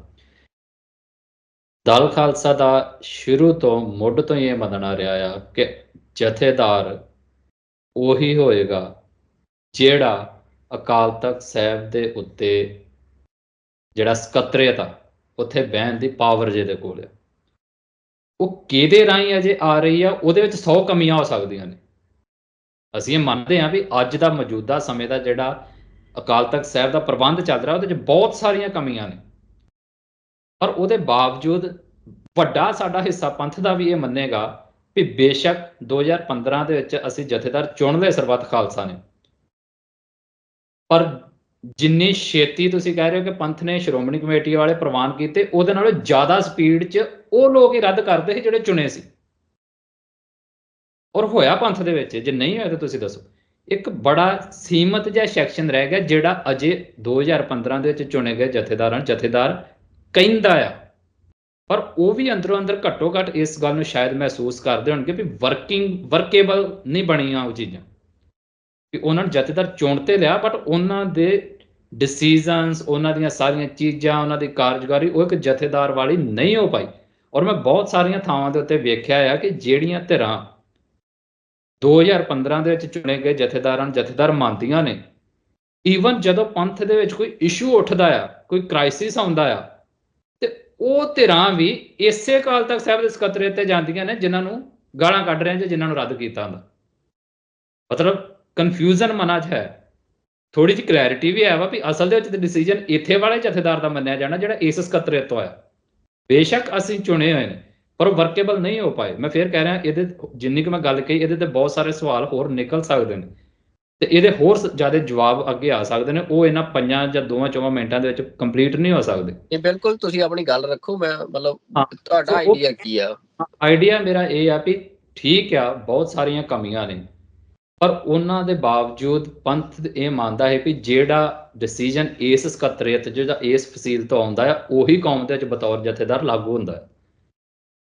ਜਿਹੜੇ ਡਿਸੀਜਨਸ ਪਿਛਲੇ ਕੁਝ ਸਮਿਆਂ ਦੇ ਵਿੱਚ ਚੰਗੇ ਵੀ ਆਏ, ਬੇਸ਼ੱਕ ਉਹ ਬਹੁਤੇ ਵੱਡੇ ਡਿਸੀਜਨਸ ਨਹੀਂ ਵੀ ਉਹਨਾਂ ਨੂੰ ਅੱਜ ਅਸੀਂ ਮਤਲਬ ਮੰਨ ਸਕੀਏ ਵੀ ਬਹੁਤ ਅਹਿਮ ਕੁਝ ਡਿਸੀਜਨ ਲੈ ਲਏ ਗਏ, ਪਰ ਨਿੱਕੇ ਨਿੱਕੇ ਡਿਸੀਜਨਸ ਇਹੋ ਜਿਹੇ ਲਏ ਗਏ ਉੱਥੋਂ ਜਾਂ ਬਿਆਨਬਾਜ਼ੀ ਇਸ ਤਰੀਕੇ ਦੇ ਹੋਈ ਕਿ ਲੋਕਾਂ ਨੂੰ ਲੱਗਾ ਵੀ ਵਾਕਿਆ ਇਹ ਠੀਕ ਹੈ ਇਹਨਾਂ ਦੀ ਗੱਲ, ਔਰ ਉਹਦੇ ਨਾਲ ਹੀ ਉਹ ਦੁਬਾਰਾ ਸਟੇਜ ਦੇ ਉੱਤੇ ਆ ਸਕਦੇ ਨੇ। ਖਾਸ ਤੌਰ ਤੇ ਗਿਆਨੀ ਹਰਪ੍ਰੀਤ ਸਿੰਘ ਵਾਲਾ ਜਿਹੜਾ ਚੈਪਟਰ ਆਇਆ, ਜਦੋਂ ਉਹ ਜਥੇਦਾਰ ਲੱਗੇ ਨੇ ਔਰ ਉਹਨਾਂ ਨੇ ਬਾਅਦ ਵਿੱਚ ਜਿਸ ਤਰੀਕੇ ਦੇ ਨਾਲ ਉਹਨਾਂ ਦੀ ਕਾਬਲੀਅਤ ਸੀਗੀ, ਇੱਕ ਵਾਰ ਉਹਨਾਂ ਨੇ ਪ੍ਰੂਵ ਕੀਤੀ ਆਪਣੀ, ਚਾਹੇ ਬਿਆਨਾਂ ਦੇ ਰਾਹੀਂ ਚਾਹੇ ਉਹਨਾਂ ਦੀ ਲਿਆਕਤ ਦੇ ਰਾਹੀਂ, ਤੇ ਲੋਕਾਂ ਨੂੰ ਲੱਗਿਆ ਵੀ ਠੀਕ ਹੈ। ਠੀਕ ਹੈ, ਪਰ ਫਿਰ ਮੈਂ ਕਹਿ ਰਿਹਾ ਵੀ ਜਿਹੜੇ ਹੁਣ ਮੌਜੂਦਾ ਸਮੇਂ ਦੇ ਉੱਤੇ ਜਥੇਦਾਰ ਸਿੰਘ ਸਾਹਿਬਾਨ ਉੱਥੇ ਲੱਗੇ ਨੇ, ਹੁਣ ਪੂਰੇ ਦੇ ਵਿੱਚ ਸਮੱਸਿਆ ਇਹ ਆ ਕਿ ਜਥੇਦਾਰ ਅਕਾਲੀ ਦਲ ਨੂੰ ਸੰਮਨ ਕਰ ਲੈਂਦੇ ਨੇ, ਅਕਾਲੀ ਦਲ ਸ਼੍ਰੋਮਣੀ ਕਮੇਟੀ ਨੂੰ ਸੰਮਨ ਕਰ ਲੈਂਦੀ ਹੈ, ਤੇ ਸ਼੍ਰੋਮਣੀ ਕਮੇਟੀ ਅੱਗੇ ਜਥੇਦਾਰਾਂ ਨੂੰ ਸੰਮਨ ਕਰ ਲੈਂਦੀ। ਸਮੱਸਿਆ ਹੈਗੀ ਹੈ ਸਾਰੀ ਦੀ ਸਾਰੀ ਵਿੱਚ ਵੀ ਜਥੇਦਾਰ ਅਕਾਲੀ ਦਲ ਨੂੰ ਉੱਤੇ ਕੁੰਡਾ ਰੱਖਦੇ ਨੇ, ਅਕਾਲੀ ਦਲ ਸ਼੍ਰੋਮਣੀ ਕਮੇਟੀ ਦੇ ਉੱਤੇ ਕੁੰਡਾ ਰੱਖਦਾ, ਤੇ ਸ਼੍ਰੋਮਣੀ ਕਮੇਟੀ ਅੱਗੇ ਜਥੇਦਾਰਾਂ ਤੇ ਕੁੰਡਾ ਰੱਖਦੀ। ਔਰ ਅੱਜ ਦਾ ਗਿਆਨੀ ਹਰਪ੍ਰੀਤ ਸਿੰਘ ਦੇ ਉੱਤੇ ਜਿਹੜੀ ਕਾਰਵਾਈ ਹੋਈ ਹੈ ਉਹ ਇਸੇ ਕੜੀ ਦੇ ਵਿੱਚ ਹੋਈ ਹੈ। ਸ਼ਾਇਦ ਬੈਕ ਆਫ ਦੀ ਸਟੇਜ ਇਹ ਗੱਲਾਂ ਚੱਲ ਰਹੀਆਂ ਹਨ ਵੀ ਜੋ ਗਿਆਨੀ ਹਰਪ੍ਰੀਤ ਸਿੰਘ ਨੇ ਕੀਤਾ ਆ ਉਹ ਸ਼ਾਇਦ ਉਸ ਤਰੀਕੇ ਨਾਲ ਉਹਨਾਂ ਦੇ ਮੁਤਾਬਕ ਖਰੇ ਨਹੀਂ ਉਤਰ ਪਾਏ ਜਿਸ ਤਰੀਕੇ ਦੇ ਨਾਲ ਅਕਾਲੀ ਦਲ ਨੂੰ ਡਿਸੀਜਨ ਚਾਹੀਦੇ ਸੀ, ਤੇ ਜਿਹੜੇ ਡਿਸੀਜਨ ਉਹ ਦੇ ਗਏ ਉਹ ਅਕਾਲੀ ਦਲ ਨੂੰ ਅੱਜ ਤੰਗ ਕਰ ਰਹੇ ਨੇ। ਸ਼ਾਇਦ ਉਸੇ ਦਾ ਅੱਜ ਨਤੀਜਾ ਗਿਆਨੀ ਹਰਪ੍ਰੀਤ ਸਿੰਘ ਭੁਗਤ ਰਹੇ ਨੇ। ਸੋ ਕਮੀਆਂ ਤੇ ਹੈਗੀਆਂ ਨੇ, ਪਰ ਉਹਦੇ ਬਾਵਜੂਦ ਅਸੀਂ ਇਹ ਮੰਨਦੇ ਹਾਂ ਕਿ ਉਹਨਾਂ ਕਮੀਆਂ ਦੇ ਬਾਵਜੂਦ ਵੀ ਡਿਸੀਜਨ ਕੌਮ ਦੇ ਵਿੱਚ ਉਹੀ ਲਾਗੂ ਹੋ ਰਿਹਾ ਹੈ ਜਿਹੜਾ ਉਸ ਫਸੀਲ ਤੋਂ ਅਨਾਉਂਸ ਹੁੰਦਾ ਹੈ। ਸੋ ਉਹ ਸਾਨੂੰ ਰਿਐਲਿਟੀ ਨੂੰ ਮਨ 'ਚ ਰੱਖ ਕੇ ਆਪਣੀ ਅਗਲੀ ਸਾਰੀ, ਮੈਨੂੰ ਲੱਗਦਾ ਜਿੰਨੀ ਵੀ ਆਪਣੀ ਗੱਲਬਾਤ ਉਹ ਕਰਨੀ ਚਾਹੀਦੀ ਆ। ਹਵਾ ਦੇ ਵਿੱਚ ਗੱਲਾਂ ਕੀਤਿਆਂ ਨਹੀਂ ਕੁਝ ਵੀ ਬਣੇਗਾ। ਪਰਮਜੀਤ ਸਿੰਘ, ਤੁਸੀਂ ਗੱਲ ਕੀਤੀ ਉਸ ਫਸੀਲ ਦੀ, ਅਕਾਲ ਤਖਤ ਸਾਹਿਬ ਦੀ। ਹੁਣ ਫਸੀਲ ਬਾਰੇ ਜਿਹੜਾ ਪ੍ਰਬੰਧ ਆ, ਮਤਲਬ ਸ਼੍ਰੋਮਣੀ ਗੁਰਦੁਆਰਾ ਪ੍ਰਬੰਧਕ ਕਮੇਟੀ, ਮਤਲਬ ਇੱਕ ਪਾਸੇ ਸਿੱਖਾਂ ਦੀ ਜਿਹੜੀ ਸੋਵਰੈਨਿਟੀ ਦੀ ਸਟਰਗਲ ਆ ਉਹ ਆਪਣੇ ਰਾਜ ਭਾਗ ਦੀ ਚੱਲ ਰਹੀ ਆ। ਸਿੱਖਾਂ ਦੇ ਰਾਜ ਭਾਗ ਦੀ ਬੁਨਿਆਦ ਅਕਾਲ ਤਖਤ ਸਾਹਿਬ ਆ, ਤੇ ਅਕਾਲ ਤਖਤ ਸਾਹਿਬ ਦੀ ਅਸੀਂ ਇਸ ਸੰਦਰਭ 'ਚ ਮੰਨੀਏ ਤਾਂ ਅਕਾਲ ਤਖਤ ਸਾਹਿਬ ਦੀ ਆਜ਼ਾਦੀ ਜਿਹੜੀ ਆ ਉਹ ਬੁਨਿਆਦੀ ਆ ਸਿੱਖ ਰਾਜ ਦੀ ਕਾਇਮੀ ਦੇ ਲਈ। ਤੇ ਉਹਦੇ 'ਚ ਹੁਣ ਤੁਸੀਂ ਗਿਆਨੀ ਹਰਪ੍ਰੀਤ ਸਿੰਘ ਦਾ ਹਵਾਲਾ ਦਿੱਤਾ, ਉਹਨਾਂ ਨੂੰ ਤੁਸੀਂ ਦੇਖੋ ਵੀ ਮਤਲਬ ਕੀ ਬੁੱਕਤ ਆ ਜਥੇਦਾਰ ਦੀ, ਵੀ ਤੁਸੀਂ ਉਹ ਸਾਰੀ ਇੱਕ ਸਰਕਲ ਬਣਾਇਆ ਵੀ ਕਿਵੇਂ ਉਹ ਕੰਟਰੋਲ ਕੀਤੇ ਜਾ ਰਹੇ ਆ, ਤੇ ਅੱਜ ਜੇ ਉਹਨਾਂ ਦੇ ਮੁਤਾਬਕ ਨਹੀਂ ਚੱਲਿਆ ਤਾਂ ਉਹਨਾਂ ਨੇ ਉਹ ਸ਼੍ਰੋਮਣੀ ਕਮੇਟੀ ਦੇ ਰਾਹੀਂ ਉਹਨਾਂ ਤੇ ਕਾਰਵਾਈ ਕਰਾਤੀ ਆ। ਮਤਲਬ ਇਹ ਸਾਰੇ ਦੌਰ ਦੇ ਵਿੱਚ ਜਿਹੜੀ ਤੁਹਾਡੀ ਸਿਆਸਤ ਆ, ਜਿਹੜੀ ਦਲ ਖਾਲਸਾ ਦੀ ਸਟਰਗਲ ਆ, ਤਾਂ ਤੁਹਾਡੇ ਤੁਸੀਂ ਕੀ ਜਿਹੜੇ ਐਕਸ਼ਨ ਆ ਜਾਂ ਕੀ ਕਾਰਵਾਈ ਆ ਵੀ ਜਿਹੜੀ ਤੁਹਾਨੂੰ ਕਰਨੀ ਚਾਹੀਦੀ ਆ, ਤੁਹਾਨੂੰ ਲੱਗਦਾ ਆ ਵੀ ਜਿਹਦੇ ਨਾਲ, ਕਿਉਂਕਿ ਇਸ ਸਮੇਂ ਜਿਹੜਾ ਇਹ ਦੌਰ ਆ ਇਹਦੇ 'ਚ ਜਿਹੜੀ ਸਾਹਮਣੇ ਸ਼੍ਰੋਮਣੀ ਅਕਾਲੀ ਦਲ ਆ ਉਹ ਵੀ ਕੋਈ ਬਹੁਤੀ ਮਜ਼ਬੂਤ ਧਿਰ ਨਹੀਂ ਰਹੀ ਆ, ਤੇ ਮਤਲਬ ਬਲਕਿ ਇਹ ਆ ਵੀ ਇਸ ਸਮੇਂ ਪੰਥਕ ਧਿਰਾਂ ਜ਼ਿਆਦਾ ਮਜ਼ਬੂਤ ਨਜ਼ਰ ਆ ਰਹੀਆਂ ਨੇ। ਜੇ ਸੰਗਤਾਂ ਦੇ ਵਿੱਚ ਵੀ ਪ੍ਰਭਾਵ ਨੂੰ ਦੇਖਣਾ ਹੋਵੇ, ਕ੍ਰੈਡੀਬਿਲਿਟੀ ਨੂੰ ਦੇਖਣਾ ਹੋਵੇ, ਤੇ ਤੁਹਾਨੂੰ ਨਹੀਂ ਲੱਗਦਾ ਵੀ ਇਹ ਸਮਾਂ ਜਿਹੜਾ ਆ ਬੜਾ ਸਾਜ਼ਗਾਰ ਆ ਵੀ ਜਿੱਥੇ ਜਿਹੜਾ ਇਹ ਪ੍ਰਬੰਧ ਆ, ਜਿਹੜੀ ਉਹ ਫਸੀਲ ਆ ਉਹ ਪੰਥ ਦੇ ਪ੍ਰਬੰਧ ਹੇਠ ਆ ਸਕੇ। ਜਿਹੜੀ ਅਕਾਲ ਤਖਤ ਸਾਹਿਬ ਦੀ ਫਸੀਲ ਆ, ਜਿਹੜੀ ਭਾਵੇਂ ਅੱਜ ਸ਼੍ਰੋਮਣੀ ਕਮੇਟੀ ਦੇ ਥੱਲੇ ਆ, ਵੀ ਜਿਹੜੀ ਸ਼੍ਰੋਮਣੀ ਕਮੇਟੀ ਇੱਕ ਪਰਿਵਾਰ ਦੇ ਥੱਲੇ ਆ, ਵੀ ਉਹ ਤੋਂ ਕੱਢ ਕੇ ਤੇ ਅੱਜ ਕੋਈ ਨਾ ਕੋਈ ਪੰਥਕ ਧਿਰਾਂ ਨੂੰ ਇਹੋ ਜਿਹਾ ਪ੍ਰੋਗਰਾਮ ਜਿਹੜਾ ਆ ਉਹ ਲੀਕਣਾ ਨਹੀਂ ਚਾਹੀਦਾ ਵੀ ਜਿਹਦੇ ਨਾਲ ਉਹ ਫਸੀਲ ਜਿਹੜੀ ਆ ਉਹ ਆਜ਼ਾਦ ਕਰਵਾਈ ਜਾ ਸਕੇ। ਇਹ ਆਪਣੇ ਆਪ ਦੇ ਵਿੱਚ ਪੂਰਾ ਇੱਕ ਕੰਮ ਹੈ ਜਿਹਦੇ ਉੱਤੇ ਬਹੁਤ ਸਾਰੀਆਂ ਸੰਸਥਾਵਾਂ ਲੱਗੀਆਂ ਹੋਈਆਂ ਨੇ। ਔਰ ਦਲ ਖਾਲਸਾ ਦੇ ਵਿੱਚ ਮੈਂ ਤੁਹਾਨੂੰ ਇੱਕ ਦੱਸ ਦੇਵਾਂ, ਜਦੋਂ ਜੇ ਮੈਂ ਗਲਤ ਨਹੀਂ ਹਾਂ ਤਾਂ ਸ਼ਾਇਦ 2001-2 ਦੀ ਗੱਲ ਆ, ਜਦੋਂ ਇੱਕ ਖਰੜਾ ਤਿਆਰ ਕੀਤਾ ਗਿਆ ਸੀ ਵੀ ਅਕਾਲ ਤਖਤ ਸਾਹਿਬ ਦਾ ਪ੍ਰਬੰਧ ਕਿਹੋ ਜਿਹਾ ਹੋਵੇ, ਅਕਾਲ ਤਖਤ ਸਾਹਿਬ ਦੇ ਜਥੇਦਾਰਾਂ ਦੀ ਨਿਯੁਕਤੀ ਕਿਵੇਂ ਹੋਵੇ, ਉਹ ਸੇਵਾ ਮੁਕਤ ਕਿਵੇਂ ਹੋਣ, ਉਹਨਾਂ ਦੀ ਗੋਲਕ ਕਿਸ ਤਰੀਕੇ ਨਾਲ ਚੱਲੇ, ਉਹ ਸ਼੍ਰੋਮਣੀ ਕਮੇਟੀ ਦੀ ਜਿਹੜੀ ਉਹਨਾਂ ਦੀ ਹੈਗੀ ਆ ਵੀ ਉਹਨਾਂ ਦੇ ਉਹ ਨਿਰਭਰ ਨੇ, ਉਹਨਾਂ ਦੀ ਨਿਰਭਰਤਾ ਸ਼੍ਰੋਮਣੀ ਕਮੇਟੀ ਤੋਂ ਕਿਸ ਤਰੀਕੇ ਦੇ ਨਾਲ ਖਤਮ ਕੀਤੀ ਜਾ ਸਕੇ, ਉਹ ਸਾਰਾ ਖਰੜਾ ਇੱਕ ਤਿਆਰ ਹੋਇਆ। ਔਰ ਦਲ ਖਾਲਸਾ ਦਾ ਵਿੱਚ ਯੋਗਦਾਨ ਆ, ਹੋਰ ਵੀ ਕੁਝ ਇੰਟੈਲੈਕਚੁਅਲਸ ਦਾ ਯੋਗਦਾਨ ਹੈ, but Dal Khalsa is one of them. ਠੀਕ ਹੈ, ਉਹ ਖਰੜਾ ਤਿਆਰ ਹੋ ਕੇ ਅੱਜ ਵੀ ਸ਼੍ਰੋਮਣੀ ਕਮੇਟੀ ਦੇ ਕੋਲ ਪਿਆ ਆ। ਔਰ ਗਿਆਨੀ ਹਰਪ੍ਰੀਤ ਸਿੰਘ ਦੇ ਕੀਤੇ ਹੋਏ ਕੰਮਾਂ ਦੇ ਵਿੱਚ ਇੱਕ ਕੰਮ ਇਹ ਸੀ ਵੀ ਜਦੋਂ ਉਹ ਦੁਬਾਰਾ ਫੇਰ ਜਥੇਦਾਰ ਬਣੇ ਨੇ, ਹੁਣ ਸੌਰੀ ਜਦੋਂ ਜਥੇਦਾਰਾਂ ਉਹਨਾਂ ਨੂੰ ਕਾਰਜਕਾਰੀ ਜਥੇਦਾਰ ਲਾਇਆ ਗਿਆ ਆ, ਉਹਨਾਂ ਨੇ ਆਉਂਦਿਆਂ ਫੇਰ ਇਹ ਸ਼੍ਰੋਮਣੀ ਕਮੇਟੀ ਨੂੰ ਹਦਾਇਤ ਕੀਤੀ ਵੀ ਉਹ ਖਰੜਾ ਲਾਗੂ ਕੀਤਾ ਜਾਵੇ। ਉਹ ਗੱਲ ਠੀਕ ਹੈ ਵੀ ਲਾਗੂ ਨਹੀਂ ਹੋ ਪਾਇਆ, ਠੀਕ ਹੈ, ਪਰ ਇਹੋ ਜਿਹੇ ਛੋਟੇ ਛੋਟੇ ਬੇਬੀ ਸਟੈਪਸ ਦੇ ਕਰਕੇ ਗਿਆਨੀ ਹਰਪ੍ਰੀਤ ਸਿੰਘ ਦੀ ਥੋੜੀ ਬਹੁਤੀ ਕ੍ਰੈਡੀਬਿਲਿਟੀ ਬਣੀ। ਪਰ ਮੈਂ ਫਿਰ ਕਹਿ ਰਿਹਾ, ਵੇਖੋ ਅਕਾਲ ਤਖਤ ਸਾਹਿਬ ਤੇ ਆਜ਼ਾਦ ਜਦੋਂ ਤੱਕ ਨਹੀਂ ਹੁੰਦਾ ਉਦੋਂ ਤੱਕ ਤੇ ਡਾਵਾਂਡੋਲ ਇਹ ਚੀਜ਼ਾਂ ਐਵੇਂ ਰਹਿਣੀਆਂ ਨੇ। ਔਰ ਇਹੀ ਕਾਰਨ ਹੈ ਵੀ ਅਕਾਲ ਤਖਤ ਸਾਹਿਬ ਤੋਂ ਡਿਸੀਜਨ ਇਸ ਤਰੀਕੇ ਦੇ ਨਹੀਂ ਆਉਂਦੇ। ਪਰ ਇਹ ਗੱਲਾਂ ਪਬਲਿਕ ਪਲੇਟਫਾਰਮ ਦੇ ਉੱਤੇ ਨਹੀਂ ਕਰਨ ਵਾਲੀਆਂ। ਮੈਨੂੰ ਲੱਗਦਾ ਵੀ ਇਹਨਾਂ ਨੂੰ ਕਿਸ ਤਰੀਕੇ ਨਾਲ ਕਰੀਏ, ਹੁਣ ਜੇ ਸਾਰਗਰ ਨੇ ਮਾਹੌਲ ਤੇ ਕਿਹਦੇ ਨਾਲ ਡਾਇਲੋਗਬਾਜ਼ੀ ਚਲਾਉਣੀ ਚਾਹੀਦੀ ਆ, ਕਿਹਨੂੰ ਕਿਸ ਤਰੀਕੇ ਦੇ ਨਾਲ ਲੂਪ 'ਚ ਲੈਣਾ ਚਾਹੀਦਾ, ਇਹ ਪਬਲਿਕ ਡੋਮੇਨ ਦੇ ਵਿੱਚ ਕਰਨ ਵਾਲੀਆਂ ਗੱਲਾਂ ਨਹੀਂਗੇ। But back of the stage ਹਰ ਇੱਕ ਦੇ ਮਾਈਂਡ ਦੇ ਵਿੱਚ ਇਹ ਗੱਲਾਂ ਹੈਗੀਆਂ ਨੇ, ਬੰਦਾ ਗੱਲਾਂ ਕਰਦਾ ਆ, ਪਰ ਕਈ ਵਾਰੀ ਜਿੰਨੀਆਂ ਸੌਖੀਆਂ ਤੇ ਸਿੱਧੀਆਂ ਜਿਹੀਆਂ ਅਸੀਂ ਕਹਿ ਦਿੰਦੇ ਆ, ਇਹ ਓਨੀਆਂ ਹੀ ਜ਼ਿਆਦੀਆਂ ਔਖੀਆਂ ਹੁੰਦੀਆਂ ਨੇ। ਪਰ ਇਹ ਨਹੀਂ ਆ ਵੀ ਇਹਦੇ ਤੇ ਕੋਸ਼ਿਸ਼ਾਂ ਨਹੀਂ ਹੁੰਦੀਆਂ। ਸੋ ਕੋਸ਼ਿਸ਼ਾਂ ਹੋ ਰਹੀਆਂ ਨੇ, ਲਗਾਤਾਰ ਜਾਰੀ ਨੇ। ਪਰ ਇਹ ਬਹੁਤ, ਜਿਵੇਂ ਇਹ ਸਾਡੀਆਂ ਦੋ ਜੰਗਾਂ ਨੇ, ਇੱਕ ਸਾਡੀ ਕੌਮੀ ਆਜ਼ਾਦੀ ਦੀ ਜੰਗ ਹੈ ਤੇ ਇੱਕ ਅਕਾਲ ਤਖਤ ਸਾਹਿਬ ਦੀ ਆਜ਼ਾਦੀ ਦੀ ਜੰਗ ਵੀ ਹੈ। ਔਰ ਕਦੀ ਕਦੀ ਤੇ ਮੈਨੂੰ ਇੰਝ ਲੱਗਦਾ ਹੁੰਦਾ, ਮੇਰਾ ਪਰਸਨਲੀ ਮੰਨਣਾ ਹੈ ਵੀ ਇਹ ਦੋਵੇਂ ਇਕੱਠੇ ਹੀ ਆਜ਼ਾਦ ਹੋਣੇ ਨੇ ਜਿੱਦਣ ਹੋਏ। ਜਿੱਦਣ ਅਕਾਲ ਤਖਤ ਸਾਹਿਬ ਦਾ ਪ੍ਰਬੰਧ ਆਜ਼ਾਦ ਹੋ ਗਿਆ, ਖਾਲਿਸਤਾਨ ਦੀ ਮੂਵਮੈਂਟ ਵੀ ਵੇਖਿਆ ਜੇ ਤੁਸੀਂ ਸਿਖਰਾਂ ਤੇ ਜਾਏਗੀ। ਪਰ ਫਿਰ ਮੈਂ ਆਪਣਾ ਜਵਾਬ ਲੈਣਾ ਵੀ ਅਕਾਲ ਤਖਤ ਸਾਹਿਬ ਦਾ ਪ੍ਰਬੰਧ ਵੀ ਸ਼ਾਇਦ ਉਦੋਂ ਤੱਕ ਆਜ਼ਾਦ ਨਹੀਂ ਹੋ ਪਾਏਗਾ ਜਦੋਂ ਤੱਕ ਸਾਡੀ ਖਾਲਿਸਤਾਨ ਦੀ ਮੂਵਮੈਂਟ ਸਿਖਰਾਂ ਤੇ ਨਹੀਂ ਜਾਂਦੀ। ਦੋਵੇਂ ਇੱਕ ਦੂਸਰੇ ਦੇ ਮਤਲਬ ਸਾਜ਼ਗਾਰ ਨੇ। ਤੋ ਪਰਮਜੀਤ ਸਿੰਘ ਜਿਵੇਂ ਕੁਐਸਚਨ ਹੈ ਜਿਹੜਾ ਆਨਸਰ ਮੰਗਦਾ ਹੈ, ਬਟ ਉਹ ਮੈਨੂੰ ਲੱਗਦਾ ਵੀ ਇੰਨਾ ਸੌਖਾ ਵੀ ਨਹੀਂ ਹੈ ਜਿੰਨਾ ਅਸੀਂ ਮਤਲਬ ਬਹਿ ਕੇ ਬੋਲ ਕੇ ਜਾਂ ਕਰਕੇ ਕਰ ਲਈਦਾ। ਬਹੁਤ ਕੁਝ ਇਹਦੇ 'ਚ ਕਰਨ ਵਾਲਾ, ਸੰਸਥਾਵਾਂ ਲੱਗੀਆਂ ਵੀ ਹੋਈਆਂ ਨੇ, ਨੁਮਾਇੰਦੇ ਲੱਗੇ ਵੀ ਹੋਏ ਨੇ। ਇੱਕ ਜਿਹੜਾ ਆਇਆ ਹੋਇਆ ਵਾ ਆਈਡੀਆ ਕਿ ਬਿਲਕੁਲ ਹੀ ਇੱਕ ਉਸ ਜਥੇ ਨੂੰ ਸੌਂਪਿਆ ਜਾਵੇ ਜਿਹੜਾ ਨਿਸ਼ਕਾਮ ਕਰਦਾ ਹੋਵੇ, ਉਹ ਵੀ ਇੱਕ ਆਈਡੀਆ ਆ ਰਿਹਾ ਸਰ। ਸੋ ਇਹ ਸਾਰੀਆਂ ਚੀਜ਼ਾਂ ਚੱਲ ਰਹੀਆਂ ਨੇ ਆਲਰੇਡੀ, ਇਹ ਮਤਲਬ ਇਨ ਪ੍ਰੋਸੈਸ ਨੇ। ਬਟ ਇਹ ਕਿਸ ਦਿਨ ਜਾ ਕੇ ਪੰਥ ਇੰਨਾ ਤਾਕਤਵਰ ਹੋ ਉੱਠਦਾ ਆ ਕਿ ਉਹ ਇਹ ਚੀਜ਼ਾਂ ਕਰਾ ਜੇ, ਇਹ ਗੁਰੂ ਮਹਾਰਾਜ ਜਾਣਦੇ। ਬਿਲਕੁਲ ਪਰਮਜੀਤ ਸਿੰਘ, ਤੁਸੀਂ ਜਿਹੜੀ ਗੱਲ ਕਹੀ ਆ, ਕਿਉਂਕਿ ਇੰਟਰਵਿਊ ਵੀ ਹੁਣ ਮੈਂ ਆਪਣੇ ਬੜੀਆਂ ਸਾਰਾ ਕੁਝ ਅਸੀਂ ਕਵਰ ਨਹੀਂ ਕਰ ਸਕਦੇ ਇੱਕ ਇੰਟਰਵਿਊ 'ਚ ਵੀ, ਪਰ ਜਿਹੜੀ ਗੱਲ ਤੇ ਫੋਕਸ ਮੈਂ ਕਰਨਾ ਚਾਹੁੰਦਾ ਸੀ ਵੀ ਦਰਸ਼ਕਾਂ ਤੱਕ ਇਹ ਜਾਣਕਾਰੀ ਖਾਸ ਤੌਰ ਤੇ ਡਾਇਸਪੋਰਾ ਸਿੱਖਾਂ ਤੱਕ ਜਾਵੇ ਕਿ ਦਲ ਖਾਲਸਾ ਦੀ ਕਿਹੋ ਜਿਹੀ ਅਪਰੋਚ ਆ, ਕੀ ਅਪਰੋਚ ਦਲ ਖਾਲਸਾ ਲੈ ਕੇ ਚੱਲ ਰਹੀ ਹੈ ਨਾ ਮਸਲਿਆਂ 'ਚ। ਤੁਸੀਂ ਜਿਹੜੀ ਗੱਲ ਕਹੀ ਆ ਕਿ ਅਕਾਲ ਤਖਤ ਸਾਹਿਬ ਤੇ ਖਾਲਿਸਤਾਨ ਦੀ ਜਿਹੜਾ ਸੰਘਰਸ਼ ਆ, ਉਹ ਦੋਨੇ ਇੱਕ ਦੂਜੇ ਦੇ ਨਾਲ ਜੁੜੇ ਆ। ਤੁਸੀਂ ਉਹਨੂੰ ਵੱਖੋ ਵੱਖ ਕਰਕੇ ਨਹੀਂ ਦੇਖ ਸਕਦੇ, ਅਕਾਲ ਤਖਤ ਸਾਹਿਬ ਦੀ ਆਜ਼ਾਦੀ ਤੇ ਖਾਲਿਸਤਾਨ ਦੀ ਆਜ਼ਾਦੀ ਨੂੰ। ਤੇ ਹੁਣ ਉਹਦੇ 'ਚ ਜਿਹੜਾ ਡਾਇਸਪੋਰਾ ਆ, ਅੱਜ ਅਸੀਂ ਦੇਖ ਰਹੇ ਹਾਂ ਵੀ ਉਹ ਸਭ ਤੋਂ ਇੰਪੋਰਟੈਂਟ ਪਾਰਟ ਬਣ ਚੁੱਕਿਆ ਹੈ ਖਾਲਿਸਤਾਨ ਦੀ ਆਜ਼ਾਦੀ ਮੂਵਮੈਂਟ ਦਾ, ਡਾਇਸਪੋਰਾ ਸਿੱਖ। ਤੇ ਪਰ ਜਿਹੜਾ ਸ਼੍ਰੋਮਣੀ ਗੁਰਦੁਆਰਾ ਪ੍ਰਬੰਧਕ ਕਮੇਟੀ ਆ, ਸ਼੍ਰੋਮਣੀ ਗੁਰਦੁਆਰਾ ਪ੍ਰਬੰਧਕ ਕਮੇਟੀ ਦੇ ਵਿੱਚ ਅਸੀਂ ਇਹ ਦੇਖਦੇ ਹਾਂ ਕਿ ਡਾਇਸਪੋਰਾ ਸਿੱਖਾਂ ਦੀ ਕੋਈ ਨਾ ਨੁਮਾਇੰਦਗੀ ਆ, ਨਾ ਉਹਨਾਂ ਦੀ ਕੋਈ ਗੱਲ ਸੁਣੀ ਜਾਂਦੀ ਆ, ਬਲਕਿ ਜਿਹੜੀਆਂ ਡਾਇਸਪੋਰਾ ਸਿੱਖਾਂ ਦੀਆਂ ਗੁਰਦੁਆਰਾ ਪ੍ਰਬੰਧਕ ਕਮੇਟੀਆਂ ਨੇ, ਉਹ ਇੱਕ ਤਰ੍ਹਾਂ ਦੇ ਨਾਲ ਉਹਨਾਂ ਦੇ ਵਿੱਚ ਰਿਫਟ ਆ ਸ਼੍ਰੋਮਣੀ ਗੁਰਦੁਆਰਾ ਪ੍ਰਬੰਧਕ ਕਮੇਟੀ ਦੇ ਨਾਲ। ਵੀ ਮਤਲਬ ਇਹ ਸਾਰੇ ਦੇ ਵਿੱਚ ਜਿਹੜੀ ਡਾਇਸਪੋਰਾ ਸਿੱਖ ਤੁਹਾਡੇ ਇੱਕ ਵੱਡੇ ਅਲਾਈ ਬਣ ਸਕਦੇ ਆ। ਮਤਲਬ ਜਿਹੜੀਆਂ ਮਤਲਬ ਸ਼੍ਰੋਮਣੀ ਗੁਰਦੁਆਰਾ ਪ੍ਰਬੰਧਕ ਕਮੇਟੀ ਦਾ ਕਿਉਂਕਿ ਚੱਲ ਹੀ ਨਹੀਂ ਰਹੀ ਪੰਥਕ ਭਾਵਨਾਵਾਂ ਦੇ ਮੁਤਾਬਕ, ਤੇ ਜਿਹੜਾ ਡਾਇਸਪੋਰਾ ਜਿਹੜਾ ਸਿੱਖ ਆ ਜਾਂ ਉਹਨਾਂ ਦੀਆਂ ਜਿਹੜੀਆਂ ਆਰਗੇਨਾਈਜੇਸ਼ਨਸ ਨੇ, ਖਾਸ ਤੌਰ ਤੇ ਗੁਰਦੁਆਰਾ ਕਮੇਟੀਆਂ ਨੇ, ਉਹਨਾਂ ਨੂੰ ਤੁਸੀਂ ਕਿਵੇਂ ਆਪਣੇ ਨਾਲ ਪੰਜਾਬ ਦੇ ਵਿੱਚ ਜਿਹੜੀ ਤੁਹਾਡੀ ਮੂਵਮੈਂਟ ਆ, ਸੰਘਰਸ਼ ਆ, ਉਹਦੇ 'ਚ ਇਨਵੋਲਵ ਕਰਵਾ ਸਕਦੇ ਹੋ? ਕੀ ਤੁਹਾਡੇ ਕੋਲ ਪ੍ਰੋਗਰਾਮ ਨੇ ਇਹੋ ਜਿਹੇ? ਕਿਉਂਕਿ ਮੈਂ ਇਹ ਸਵਾਲ ਇਸ ਕਰਕੇ ਕਰ ਰਿਹਾ ਵੀ ਡਾਇਸਪੋਰਾ ਸਿੱਖਾਂ ਦੀ ਪੰਜਾਬ ਦੇ ਵਿੱਚ ਇਨਵੋਲਵਮੈਂਟ ਜਿਹੜੀ ਆ ਜਾਂ ਗੁਰਦੁਆਰਾ ਕਮੇਟੀਆਂ ਦੀ, ਉਹ ਉਨੀ ਨਜ਼ਰ ਨਹੀਂ ਆਉਂਦੀ ਵੀ ਉਹ ਬਾਹਰ ਸਿਰਫ ਗੁਰਦੁਆਰਿਆਂ ਦਾ ਪ੍ਰਬੰਧ ਕਰਨ ਤੱਕ ਮਤਲਬ ਸੀਮਤ ਆਈ ਆ। ਤਾਂ ਉਹਨਾਂ ਨੂੰ ਕਿਵੇਂ ਜਿਹੜਾ ਉਹਨਾਂ ਦੇ ਪ੍ਰਭਾਵ ਨੂੰ ਤੁਸੀਂ ਵਰਤ ਸਕਦੇ ਹੋ ਪੰਜਾਬ ਦੇ ਵਿੱਚ? ਵੀ ਉਹ ਕੋਈ ਇਹੋ ਜਿਹਾ ਪ੍ਰੋਗਰਾਮ ਹੈ ਵੀ ਜਿਹੜਾ ਉਹ ਪੰਜਾਬ ਦੇ ਵਿੱਚ ਉਹਨਾਂ ਦੀ ਇਨਵੋਲਵਮੈਂਟ ਵਧਾਈ ਜਾ ਸਕੇ? ਦੇਖੋ, ਉਹਨਾਂ ਦੀ ਇਨਵੋਲਵਮੈਂਟ ਮੈਂ ਫਿਰ ਕਰਾਂ, ਦੋ ਇਸ਼ੂਸ ਤੇ ਬਣਦੀ ਹੈ। ਇੱਕ ਤਾਂ ਅਕਾਲ ਤਖਤ ਸਾਹਿਬ ਦੇ ਆਲੇ ਦੁਆਲੇ ਬਣਦੀ ਹੈ, ਦੂਜੀ ਸਾਡੀ ਆਜ਼ਾਦੀ ਦੇ ਆਲੇ ਦੁਆਲੇ ਬਣਦੀ ਹੈ, ਪੰਜਾਬ ਦੀ ਆਜ਼ਾਦੀ ਦੇ। ਸ਼੍ਰੋਮਣੀ ਗੁਰਦੁਆਰਾ ਪ੍ਰਬੰਧਕ ਕਮੇਟੀ ਨੂੰ ਮੈਂ ਇਹਦੇ 'ਚ ਨਹੀਂ ਗਿਣਦਾ। ਅਕਾਲ ਤਖਤ ਸਾਹਿਬ ਹੋਰ ਲੈਵਲ ਤੇ ਹੈ, ਸ਼੍ਰੋਮਣੀ ਕਮੇਟੀ ਬਹੁਤ ਨੀਵੇਂ ਲੈਵਲ ਤੇ ਆ ਉਹਦੇ ਸਾਹਮਣੇ। ਪਰ ਇੰਡੀਅਨ ਸਿਸਟਮ ਦੇ ਵਿੱਚ ਦੇ ਮੁਤਾਬਕ ਜੇ ਤੁਸੀਂ ਵੇਖੋ ਤਾਂ ਸ਼੍ਰੋਮਣੀ ਕਮੇਟੀ ਅਕਾਲ ਤਖਤ ਸਾਹਿਬ ਤੋਂ ਉੱਪਰ ਆ। ਇੰਡੀਅਨ ਸਿਸਟਮ ਦੇ ਵਿੱਚ ਸ਼੍ਰੋਮਣੀ ਕਮੇਟੀ ਅਕਾਲ ਤਖਤ ਸਾਹਿਬ ਤੋਂ ਉੱਪਰ ਆ। ਸਿੱਖਾਂ ਦੇ ਸਿਸਟਮ ਦੇ ਵਿੱਚ ਅਕਾਲ ਤਖਤ ਸ਼੍ਰੋਮਣੀ ਕਮੇਟੀ ਤੋਂ ਬਹੁਤ ਉੱਪਰ ਹੈ। ਉਹਦੇ ਥੱਲੇ ਹਜ਼ਾਰਾਂ ਤੁਸੀਂ ਸ਼੍ਰੋਮਣੀ ਕਮੇਟੀਆਂ ਕੁਰਬਾਨ ਕਰ ਸਕਦੇ ਹੋ ਅਕਾਲ ਤਖਤ ਸਾਹਿਬ ਦੇ ਸਿਧਾਂਤ ਦੇ ਸਾਹਮਣੇ। ਪਰ ਇੰਡੀਅਨ ਸਿਸਟਮ ਕਹਿੰਦਾ ਵੀ ਨਹੀਂ, ਅਕਾਲ ਤਖਤ ਚੱਲੇਗਾ ਸ਼੍ਰੋਮਣੀ ਕਮੇਟੀ ਦੇ ਮੁਤਾਬਕ। ਹੁਣ ਇਹ ਜਿਹੜੀ ਚੀਜ਼ ਹੈ, ਮੈਂ ਸਮਝਦਾ ਕਿ ਜਿਹੜੇ ਡਾਇਸਪੋਰਾ ਸਿੱਖ ਨੇ, ਉਹ ਤੁਸੀਂ ਇੱਕ ਚੀਜ਼ ਅਸੀਂ ਮੰਨੀਏ ਵੀ ਸ਼੍ਰੋਮਣੀ ਕਮੇਟੀ ਪੂਰੇ ਡਾਇਸਪੋਰਾ ਦੀ ਪ੍ਰਤੀਨਿਧਤਾ ਨਹੀਂ ਕਰਦੀ।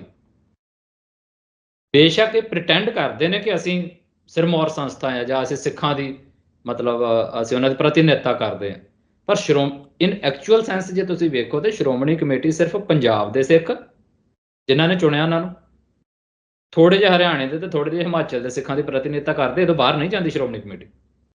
ਸ਼੍ਰੋਮਣੀ ਕਮੇਟੀ ਦਾ ਦਿੱਲੀ ਦੇ ਸਿੱਖਾਂ ਦੇ ਉੱਤੇ ਕੋਈ ਅਧਿਕਾਰ ਨਹੀਂਗਾ। ਸ਼੍ਰੋਮਣੀ ਕਮੇਟੀ ਦਾ ਹਜ਼ੂਰ ਸਾਹਿਬ ਦੇ ਉੱਤੇ ਕੋਈ ਅਧਿਕਾਰ ਨਹੀਂਗਾ।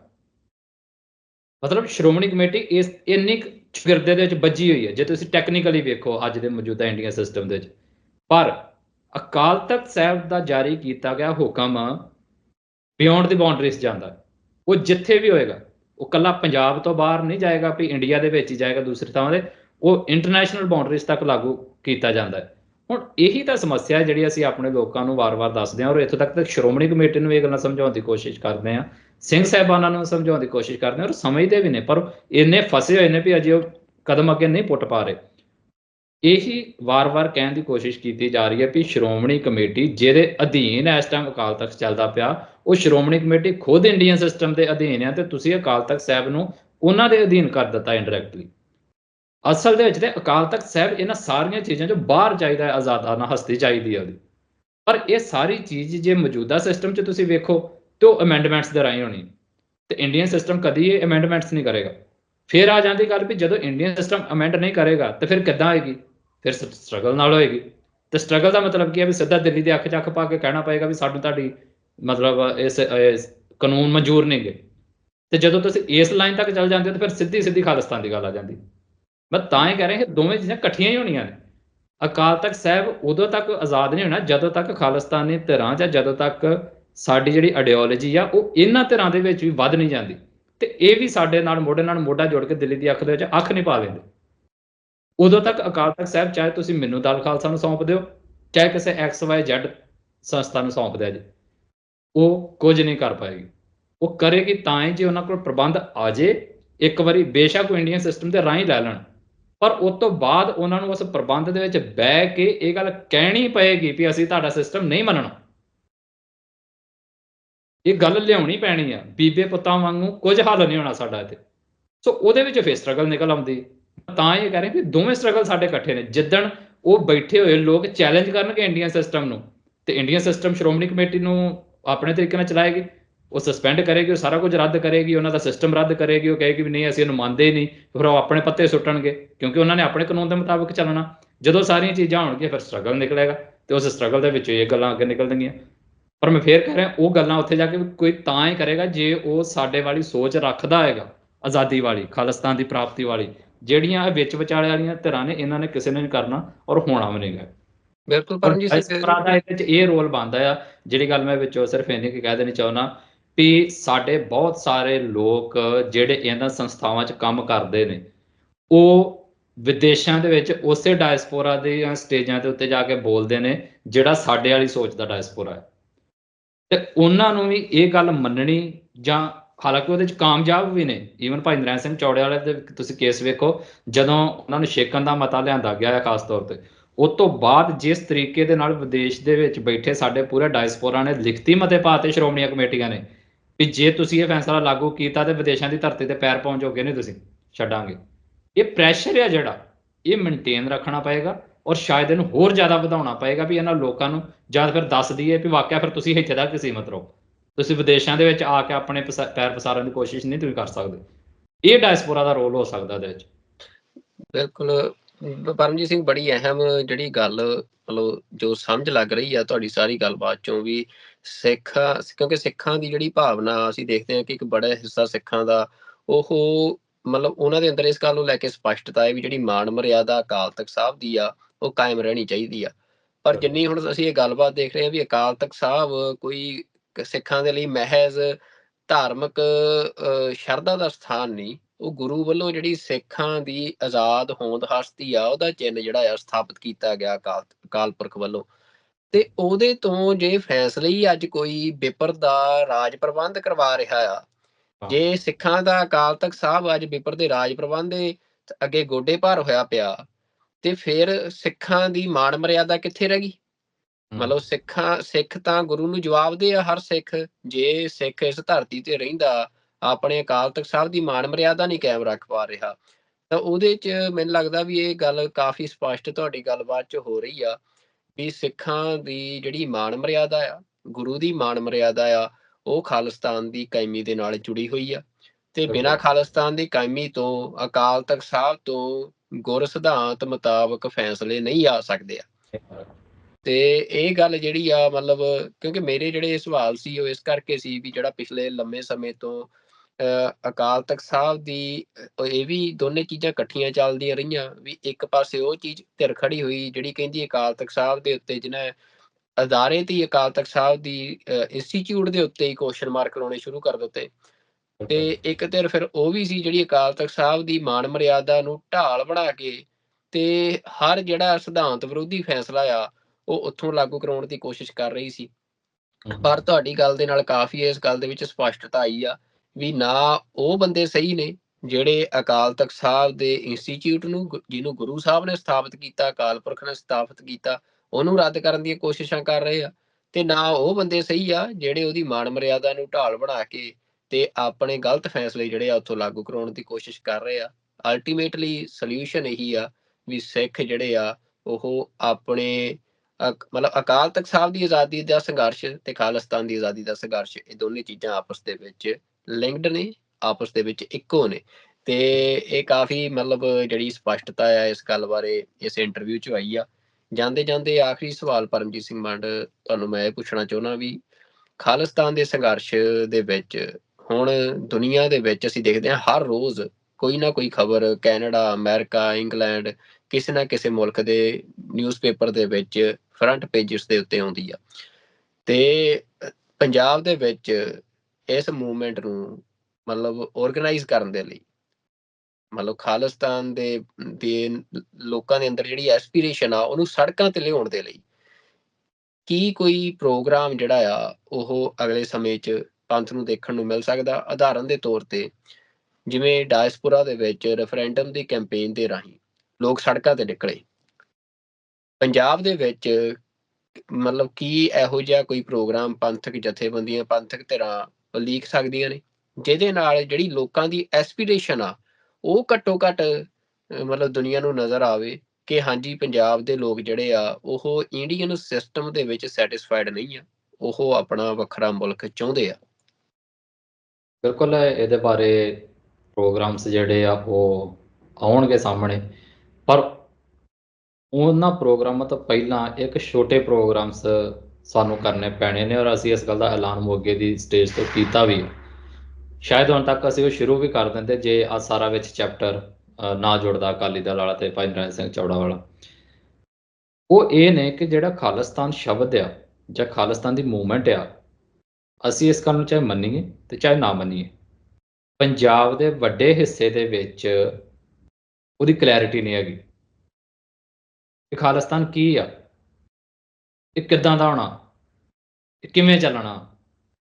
ਉਹਦੀ ਮਾਸ ਦੇ ਉੱਤੇ ਲੋਕਾਂ ਦੇ ਵਿੱਚ ਉਹਦੀ ਪੂਰੀ ਉਸ ਤਰ੍ਹਾਂ ਦੀ ਕਲੈਰਿਟੀ ਨਹੀਂ ਹੈਗੀ। ਜਿਹੜਾ ਸਾਡਾ ਡਾਇਸਪੋਰਾ ਬੈਠਾ ਆ ਉਹਨੂੰ ਸਮਝਾਉਣਾ ਥੋੜਾ ਜਿਹਾ ਸੌਖਾ ਹੋ ਜਾਂਦਾ, ਕਿਉਂਕਿ ਉਹਦਾ ਇੱਕ ਕਾਰਨ ਹੈ ਵੀ ਇੱਕ ਤੇ ਉਹ ਸਾਰਾ ਸਾਡਾ ਇਧਰੋਂ ਮਲਾਈ ਗਈ ਆ, ਬ੍ਰੇਨ ਡਰੇਨ ਹੋਇਆ, ਉਹ ਲੋਕ ਸਮਝ ਜਾਂਦੇ ਨੇ ਗੱਲ ਨੂੰ ਜੇ ਉਹ ਸਮਝਣਾ ਚਾਹਣ ਤੇ। ਜੇ ਨਾ ਸਮਝਣਾ ਚਾਹਣ ਤਾਂ ਸਭ ਤੋਂ ਔਖਾ ਉਹਨਾਂ ਲੋਕਾਂ ਨੂੰ ਸਮਝਾਉਣਾ, ਪਰ ਜੇ ਉਹ ਸਮਝਣਾ ਚਾਹਣ ਦੋ ਚਾਰ ਗੱਲਾਂ ਤੁਸੀਂ ਉਹਨਾਂ ਨੂੰ ਸਮਝਾਉਣੀਆਂ ਪਾਓ ਤੇ ਉਹਨਾਂ ਦੇ ਦਿਮਾਗ 'ਚ ਪੈ ਜਾਂਦੀਆਂ ਨੇ ਉਸੇ ਵੇਲੇ। ਡਾਇਸਪੋਰਾ ਦੇ ਮਨਾਂ ਦੇ ਵਿੱਚ ਸ਼ਾਇਦ ਉਹ ਗੱਲਾਂ ਸੌਖੀਆਂ ਪੈ ਜਾਂਦੀਆਂ ਨੇ, ਪਰ ਜਿਹੜੇ ਇੱਧਰ ਦੇ ਬੈਠੇ ਹੋਏ ਲੋਕ ਨੇ, ਜਿਹੜਾ ਸਵੇਰੇ ਉੱਠਦਾ ਤੇ ਕਈ ਮੋਢੇ ਤੇ ਰੋਕ ਕੇ ਤੇ ਖੇਤਾਂ ਤੁਰ ਪੈਂਦਾ ਜਾਂ ਕਈ ਦਾਤੀ ਚੋ ਕੇ ਪੱਠੇ ਵੱਢਣ ਚੱਲ ਜਾਂਦਾ, ਉਹਦੇ ਮਨਾਂ 'ਚ ਜਿਹੜੇ ਖਾਲਿਸਤਾਨ ਦੇ ਤੌਖਲੇ ਜਾਂ ਖਾਲਿਸਤਾਨ ਦੀ ਇਮੇਜ ਬਣੀ ਆ ਉਹ ਬਿਲਕੁਲ ਹੀ ਉਸ ਤੋਂ ਉਲਟ ਆ ਜਿਹੜੀ ਅਸੀਂ ਅਸਲ ਦੇ ਵਿੱਚ ਚਾਹੁੰਦੇ ਆ ਵੀ ਖਾਲਿਸਤਾਨ ਇੱਦਾਂ ਦਾ ਹੋਣਾ। ਔਰ ਇਹ ਮੰਨਦੇ ਆ, ਸਾਨੂੰ ਮੰਨਣਾ ਪਏਗਾ। ਤੁਸੀਂ ਵੀ ਇੱਥੇ ਵਿਚਰੇ ਹੋ, ਤੁਹਾਨੂੰ ਵੀ ਇਹ ਗੱਲਾਂ ਤੁਸੀਂ ਮਹਿਸੂਸ ਕੀਤੀਆਂ ਹੋਣਗੀਆਂ ਵੀ ਖਾਲਿਸਤਾਨ ਦਾ ਨਾਂ ਲਿਆ ਮਤਲਬ ਦੁਨੀਆ ਨੂੰ ਇੰਝ ਲੱਗਣ ਲੱਗ ਪੈਂਦਾ ਵੀ ਇਹ ਤੇ ਕੱਲ ਨੂੰ ਸਾਰੀ ਦੁਨੀਆ ਨੂੰ ਮਾਰ ਦੇਣਗੇ। ਸਾਡੀ ਪੰਜਾਬ ਦੀ ਬਹੁਤਾਤ ਨਹੀਂ ਮਤਲਬ ਸੈਕਿੰਡ ਲਾਰਜੈਸਟ ਕਮਿਊਨਿਟੀ ਹਿੰਦੂ ਆ, ਔਰ ਹਿੰਦੂਆਂ ਦੇ ਬਹੁਤ ਸਾਰੇ ਪੜ੍ਹੇ ਲਿਖੇ ਵਰਗ ਦੇ ਨਾਲ ਜਦੋਂ ਮੇਰਾ ਪਾਲਾ ਪੈਂਦਾ ਆ ਤੇ ਖਾਲਿਸਤਾਨ ਦੀ ਗੱਲ ਆਉਂਦੀ ਹੈ ਤੇ ਉਹਨਾਂ ਦੇ ਪਹਿਲਾਂ ਹੀ ਮਨ ਦੇ 'ਚ ਡਰ ਇਹ ਹੁੰਦਾ ਵੀ ਜੇ ਖਾਲਿਸਤਾਨ ਬਣ ਗਿਆ ਤੇ ਹਿੰਦੂ ਕਿੱਥੇ ਜਾਣਗੇ। ਮਤਲਬ ਇਹ ਠੀਕ ਹੈ, ਸਟੇਟ ਦਾ ਨੈਰੇਟਿਵ ਆ ਤੇ ਸਟੇਟ ਕਾਮਯਾਬ ਆ, ਪਰ ਅਸੀਂ ਨੈਰੇਟਿਵ ਤੋੜਨ ਦੇ ਵਿੱਚ ਕਾਮਯਾਬ ਨਹੀਂ ਹੋਏ, ਇਸੇ ਕਰਕੇ ਸਟੇਟ ਕਾਮਯਾਬ ਆ ਨਾ। ਤੇ ਸਾਨੂੰ ਤੋੜਨਾ ਤੇ ਪਏਗਾ, ਦੱਸਣਾ ਤੇ ਪਏਗਾ ਵੀ ਖਾਲਿਸਤਾਨ ਕੀ ਹੋਏਗਾ ਅਸਲ ਦੇ ਵਿੱਚ, ਉਹਦੇ ਵਿੱਚ ਬਾਕੀ ਕਮਿਊਨਿਟੀਜ਼ ਦਾ ਕੀ ਥਾਂ ਹੋਏਗਾ, ਕਿੱਦਾਂ ਅਸੀਂ ਬਰਾਬਰਤਾ ਦੇਵਾਂਗੇ। ਉਹ ਸਾਰੀਆਂ ਚੀਜ਼ਾਂ ਸਾਨੂੰ ਆਪਣੀ ਸੰਗਤ 'ਚੋਂ ਬਾਹਰ ਵੀ ਕੱਢਣੀਆਂ ਪੈਣਗੀਆਂ। ਉਸ ਪਿੰਡ ਤੱਕ ਸਾਨੂੰ ਲੈ ਕੇ ਜਾਣ ਪੈਣਗੀਆਂ, ਪਿੰਡਾਂ ਦੀਆਂ ਸੱਥਾਂ ਤੱਕ ਲੈ ਕੇ ਜਾਣੀਆਂ ਪੈਣਗੀਆਂ, ਜਿੱਥੇ ਭਾਵੇਂ ਸਾਨੂੰ 2 ਬੰਦੇ ਮਿਲਣ, ਚਾਹੇ 5 ਬੰਦੇ ਮਿਲਣ, ਚਾਹੇ 200 ਬੰਦਾ ਮਿਲੇ, ਤੁਹਾਨੂੰ ਪਿੰਡ ਖਾਲਿਸਤਾਨ ਦੀ ਗੱਲ, ਸ਼ਹਿਰ ਖਾਲਿਸਤਾਨ ਦੀ ਗੱਲ ਲੈ ਕੇ ਜਾਣੀ ਪਏਗੀ। ਔਰ ਇਹੀ ਪ੍ਰੋਗਰਾਮ ਅਸੀਂ ਮੋਗੇ ਦੀ ਸਟੇਜ ਤੋਂ ਵੀ ਐਲਾਨ ਕੀਤਾ ਸੀ ਵੀ ਇਹ ਜ਼ਿੰਮੇਵਾਰੀ ਅਸੀਂ ਆਪਣੇ ਮੋਢਿਆਂ ਤੇ ਲੈਂਦੇ ਹਾਂ।